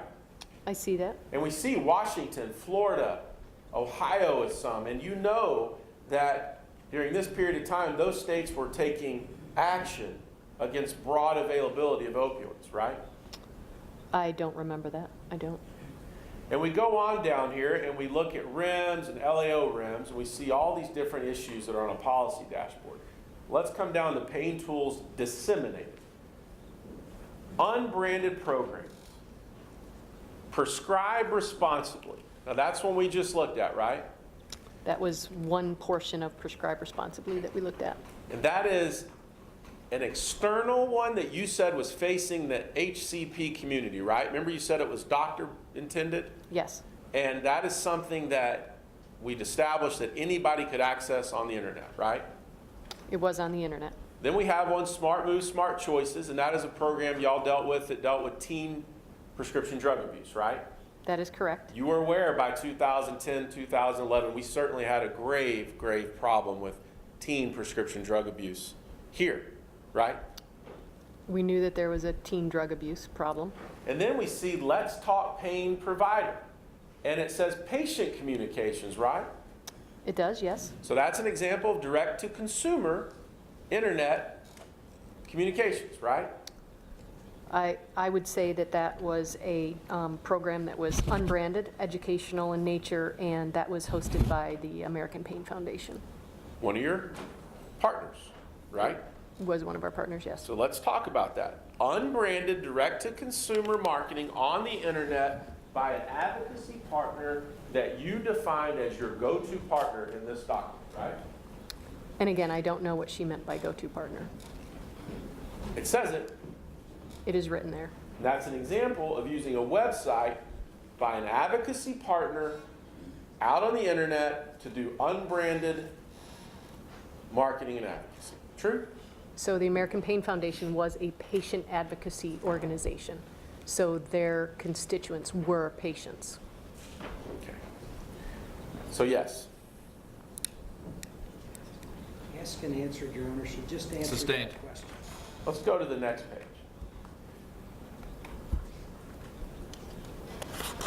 New issues. We see here the Imagine the Possibilities Pain Coalition, IPPC. That was a consortium that you at Janssen did with multiple Janssen employees, with the AAPM, the American Chronic Pain Association, correct? And multiple institutions as well. It was Duke, UPenn. Your idea, and you funded it, Janssen. It was a coalition of multiple partners. And it says here, it's internal, cross-functional members of the pain teams and external members of the pain communities. Goal, align and address issues in pain management with emphasis on abuse and aversion, correct? It says that here, yes. Okay.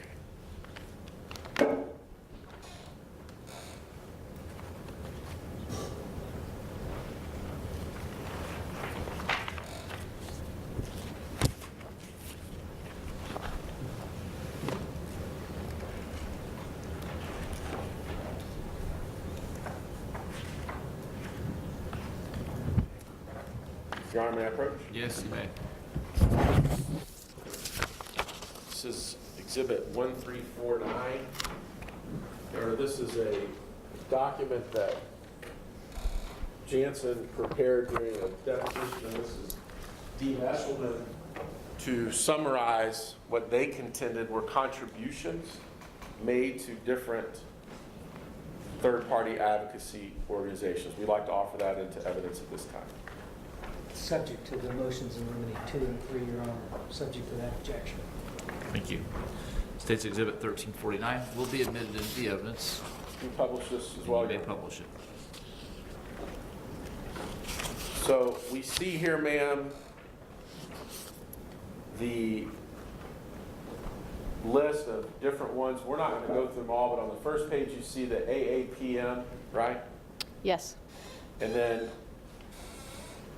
right there on B, it shows that one of the things that was done in partnership with this was the Finding Relief, Pain Management in Older Adults Educational Booklet and DVD 2009. See that? I do, yes. Okay. Now, if you'll turn to the next page, we see the American Pain Society. Correct? I do, yes. Now, the American Pain Society put out the consensus statement. It was one of the two groups, correct? Correct. Now, if you'll look here in 1996, you jumped from $10,000 to $82,948, right? Yes. Now, you hadn't launched Duragesic broadly for chronic pain at that time. It was still being marketed as a cancer drug. We saw that in the first day of your testimony, right? Duragesics on the market right now, yes, during this time. Well, it was a change, right? Well, we were marketing it for cancer pain at this time. And then what happens? 96, we increased by almost 8 times. And then in 97, it goes up to 146,000, right? Again, I don't know the specifics around the different numbers, but I would assume that much of this had to do with the how much we were engaging in their annual meeting and potentially different projects that they had. Well, let's go through it. 98, 480,000. See that? I do. 99, 71,000. I see that, yes. 2000, 444,000. I see that, yes. 2001, 158,000, right? I see that, yes. 202, 111,000. Yes. 2003, 75,000, and 2004, it's 166,000, right? I see that, yes. Then we know 2005, your drug Duragesics going off patent, right? Yes. And we see something happen. It goes down to 19,510. In 06, it's 35,930. 2007, 18,200, right? I see that, yes. Those contributions from 1996 to 2004 had nothing to do with education, did they, ma'am? They had everything to do with marketing your drug. I wouldn't say that, no. Well, then why in the world did they drop off when you went off patent? Well, if your drug is off patent, you're not educating on your drug anymore. So, Okay. Why would you have a third party, American Pain Society, educating on your drug? So are you saying that that's what they were doing? They were educating on your drug? no, I'm saying that much of this, and again, I don't know the details behind all of these different numbers, but much of the engagement, especially in the American Pain Society, is around their annual meeting where we would have a booth set up, we would educate in that area. So that's So let's go to the American Pain Foundation. To your point, we see that American Pain Foundation is something that you supported, right? yes, And we see 04 through 07, $5,000 a year, right? I see that, yes, And then as we've established here and through the last couple of days, in 08, 09, you started doing unbranded marketing, part of that Ultram to Pentatol relaunch that we were talking about, right? bless you. The 08, 09 area would be the likely Neo Pathways timeframe. And I said that wrong. I said relaunch. You had Ultram on and you were getting prepared to launch Nucynta, right? That would be the timeframe of the unbranded Neo Pathways. That was when you were prepping the market, right? We saw those documents. You were preparing the market for the launch. Again, we would have addressed the unmet needs in the marketplace at the time and educated the market around the new pathways. And then we see it. In 2010, it jumps up $235,000, right? It does, yes, and I assume and I believe that there were different programs that the American Pain Foundation was engaged with the team on. $239,800 in 2011, right?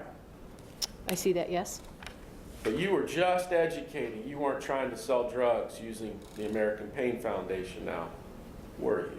And again, I think that they were engaged with several different educational programs. Now, let's go to American Geriatric Society. We see in B, they provided and partnered with you in the Finding Relief Pain Management Older Adults booklet. We talked about that, right? Yes, And we see a payment in 2004 around a conference, $259,000, right? I see that, yes. And then we see in 2010, $158,000, right? I see that, yes. Okay. Now, this is not a complete list of all the money that Janssen and Johnson & Johnson provided these third-party advocacy groups, is it, ma'am? This is to the best of our ability, the information that we were able to provide. To the best of your ability? Yes. Okay. Your Honor, may I approach? Yes, you may. All right, this is 1350. Janssen did the same thing with respect to certain KOLs. Not offer this in evidence at this time.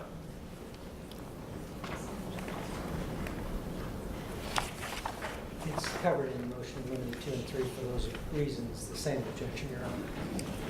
States Exhibit 1350 will be admitted into the evidence. You may publish. Thank you, Your Honor.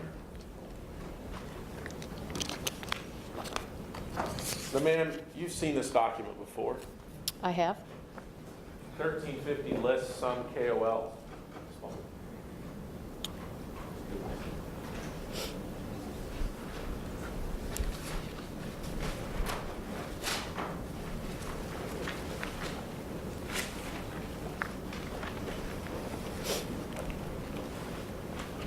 You know that is not a list that is the complete list of your KOLs that you funded, is it? I believe that we provided the KOLs that were, that we engaged with on a more regular basis that we felt were KOLs at that national level. We see here on Keith Candiotti, that's the guy that was on the Prescribe Responsibly site just we were looking at a minute ago, right? Yes, Okay. He was somebody you paid? we did, Somebody yes. under speaker bureau training, faculty? It is listed here, yes. Now, you just said people that were nationally involved, but there's quite a few that you paid who are not on this list. Like one was John Coleman, the DEA agent we talked about the other day that you said you knew. So Mr. Coleman was on our speakers bureau, yes. He's a KOL. So we didn't determine him as a KOL for this purpose He's here. somebody that you brought in to talk to doctors and give a perspective, ostensibly as a perspective of the DEA, right? He was on our speakers bureau. You didn't list on this document you gave us Aaron Gilson, David Joranson, Michael Brennan, Myra Christopher, Penny Cowan, Christine Mikowski. Didn't list any of them, did you? We did not. Charles Cleland, David Fishbane, David Weitzman, Howard Height, June Dahl. You didn't list any of them, did you? No, and I think at the time that we presented this, we had a discussion around how we determined who we listed or who we provided this information to. You didn't list Roland Gallagher, Seddon Savage, Sidney Schnoll, did you? It appears no. And every name I've just listed is somebody that your company paid to talk about opioids. True? Some of those names that you just listed, I don't recognize. Some I do recognize, so I would have to look at if they were engaged in any programs. The ones you recognize, you know you paid. If we engaged in programs, yes. Again, in providing this document, we didn't feel that we engaged them on a regular basis or we considered them key opinion leaders at that national level. Your Honor, may I approach? Yes, you may. Your Honor, I have my hand states 1166.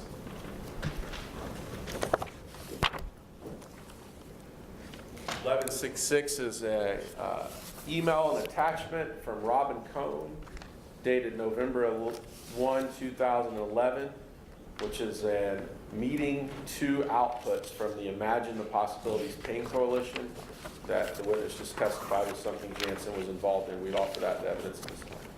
Your Honor, this is subject to 3 motions in limine, 2, 3, and 5. For those reasons, we've renewed those objections. We'll rule the objections and allow 1166 to be admitted into the evidence. Thank you. Can you show that real quick? May you publish? Thank you, Your Honor. We won't spend much time on this, man. I just want to look at it for a second. You see the email from Ms. Cohn, right? I do. She worked for Jansen. She did. Go to the next page. That's the Imagine the Possibilities Pain Coalition, right? The one we just talked about a minute ago. This is a deck associated with that, yes? Okay, thank you, ma'am. We'll come back to that. Okay.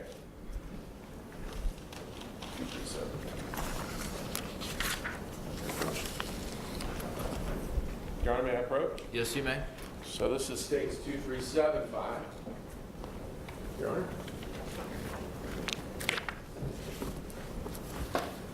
(2375) is a pain franchise PR program deck dated February 10, 2012 with Nucenta. We'd offer this at this time. Subject to the objections previously stated in 2 and 3 of the motions in limine. States Exhibit 2375 will be admitted into the evidence, and you may publish. Thank you. Now, ma'am, we see here you were involved in Nucenta ER launch, correct? I was, but I was not on the brand at this point in time. Okay. Let's turn to the first page of this document. One of the things we see here is the environment for the brand in 2012. It says acute market, mostly generic, chronic pain market, less so. You see that? I do. And here we see the environment you're in. Media coverage is heavily weighted towards abuse, misuse, and diversion, right? I see that, yes. And that is because by 2012, we were in what was announced to be a prescription drug abuse epidemic, right? You have played that, yes. And it says opioids are covered as a class, not by brand, right? It says that, yes. And that is something that we've talked about a lot. When you talk about opioids as a class, it will apply to all opioids, not just a specific brand name, right? Opioids in general, Yes, that's ma'am. what she's saying here. And if we turn to the next page, talking about how your drug could be a difference or solution. You see there where it says environment polarized by 2 critical yet interconnected issues, right? I see that written. And it talks about meeting the needs of patients, but there it says epidemic of opioid abuse, misuse, and diversion. Right there, correct?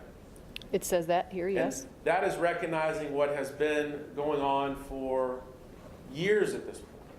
That while y'all were saying there was this unmet need for pain, on the other side of the equation, you talk about balance, there was this issue of abuse and addiction and all that comes with that that was rising rapidly in our state here in Oklahoma. Something you knew, correct? And the whole concept was the need to balance those, to ensure that pain patients received the treatment that they needed and balancing that abuse, misuse, or diversion. Well, let's talk about how you did that.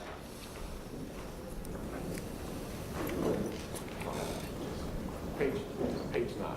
If you'll turn to page 9 there, man, on your message. One of the things that you were doing at this time was you were using something from the Institute of Medicine that had been put out. We'll talk about that later, about what exactly it was. But you were using a message to say that there were 116 million Americans that have chronic pain. You see that there? What page are we on? Page 9, bottom left.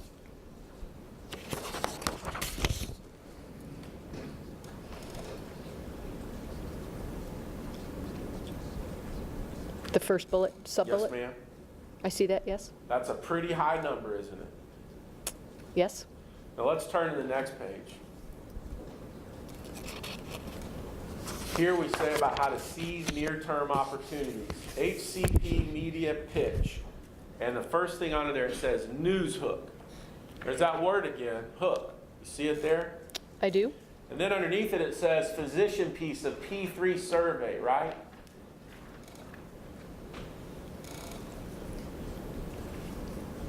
I see the P3 survey. Now, P3 was something that y'all created called Physicians Partnering Against Pain, right? That was a survey associated with NEO. And I'll show you, I have in my hand a clipboard from Purdue. They had one called Partners Against Pain. You're familiar with that, aren't you? I was not, no, or am You've not. never heard of Partners Against Pain? I'm not familiar, no. Well, you had one called Physicians Partnering Against Pain, right? It was the P3. Physicians Partnering Against Pain, right? Okay. Yes? Partnering Against Pain, Partners Against Pain. Pretty similar, right? It was a survey that the team came up with for part of NEO. Mainstream media pitch. Women are feeling the pain. Study says what every woman needs to know. And there we see it again. News hook. See that word? I do? Gender difference. Study in Journal of Pain. Right? I see that, yes? You understand how badly affected and impacted women between the ages of 35 and 54 are in this state with opioid addiction? I do not. Did we need a news hook to tell women to use more opioids in 2012 in this state? Did we need that? Again, I believe that this is a, talking about women and the undertreatment of pain for women. Let's go to the next one. HCP media pitch. Veterans, tools for dealing with chronic pain. Do you see that? I see that, yes? News hook. Those who have served need to be served, right? I see that. Now, we had young men, fathers and brothers come back from the Civil War, and opioids were used widely and broadly. And when it happened, we ended up having a morphine addiction crisis in this country, right? Again, You heard Dr. Courtwright testify about it. You heard that, right? I did. Now, after that time, we fought World War I, we fought World War II, we fought Korea. We had a lot of young men, some women come back from those conflicts in pain, injured.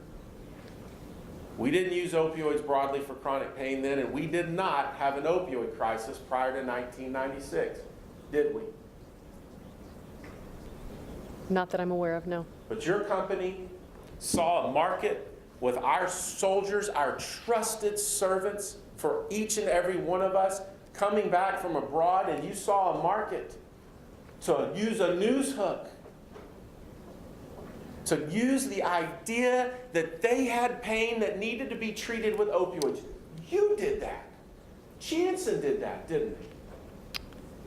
Sir, the veterans at this point, they had chronic pain, and I believe the team is looking at veterans as coming back with chronic pain, and that's where the drugs were indicated for.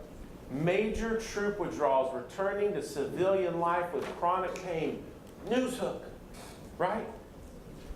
Again, appropriate pain management. They deserve appropriate pain management. This is being done at a time where you recognize there was an epidemic with prescription drugs in this country, and you're using a news hook to try to get women and returning veterans to use opioids. That's what this is. Excuse me, Your Honor, ask an answer. Sustained. Let's go to page 13.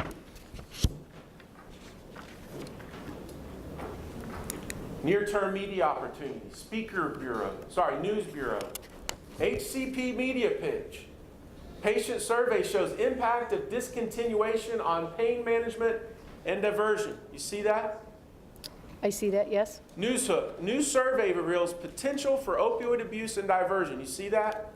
I do. Now you understand, because we knew it very well by this time, that one of the problems when you have people on opioids long term is that if you pull them off of it, they could be dependent, they could be addicted, and if you cease giving them opioids, bad things can happen, right?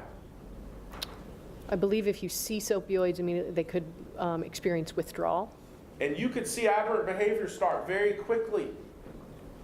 Because if someone's getting their drugs, they're getting what they want or need. But when you stop them, all kinds of bad things can happen, right? Potentially. And we saw that happen 2011, 2012, 2013. As more restrictions came with opioids, we started seeing a rise of heroin and illicit fentanyl start, right? That I am not aware. I don't know that. It's a very, very dangerous thing that we had created by that time with companies marketing opioids broadly and then trying to pull it back in. It opened a new gateway, didn't it? Your Honor, she said she didn't know. The first question, you can't ask it again and get a different answer. Objection sustained. Now, ma'am, here we see mainstream media pitch. Patient survey shows impact of discontinuation on pain management and diversion. We see the word news hook again, right? I see that, yes. And then below it, HCP media pitch. News hook. New data on Nucynta. We see that word over and over and over again. Hook, don't we? It says that here, yes. Now let's turn to page 18.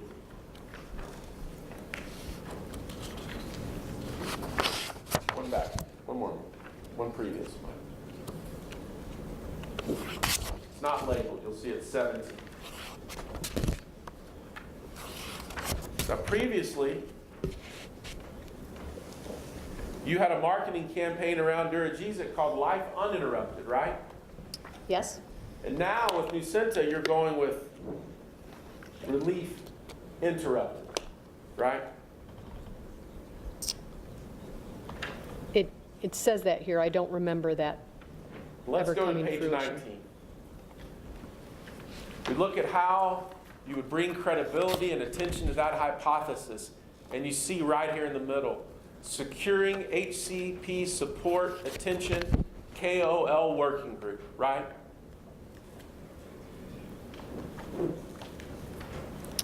I see that here. Now, let's go to the next page.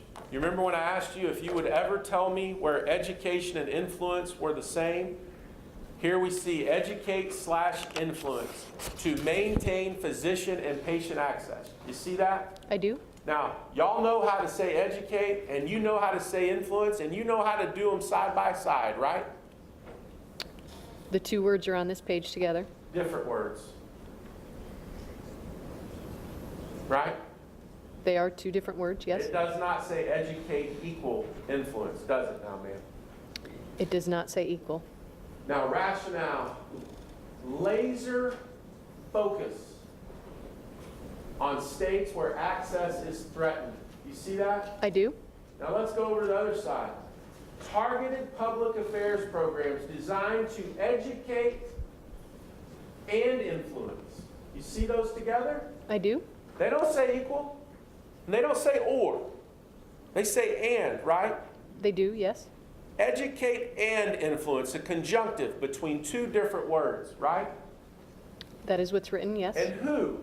Key stakeholders, policymakers, media, HCPs to help maintain access to Nucynta and Nucynta ER, right? It says that, yes.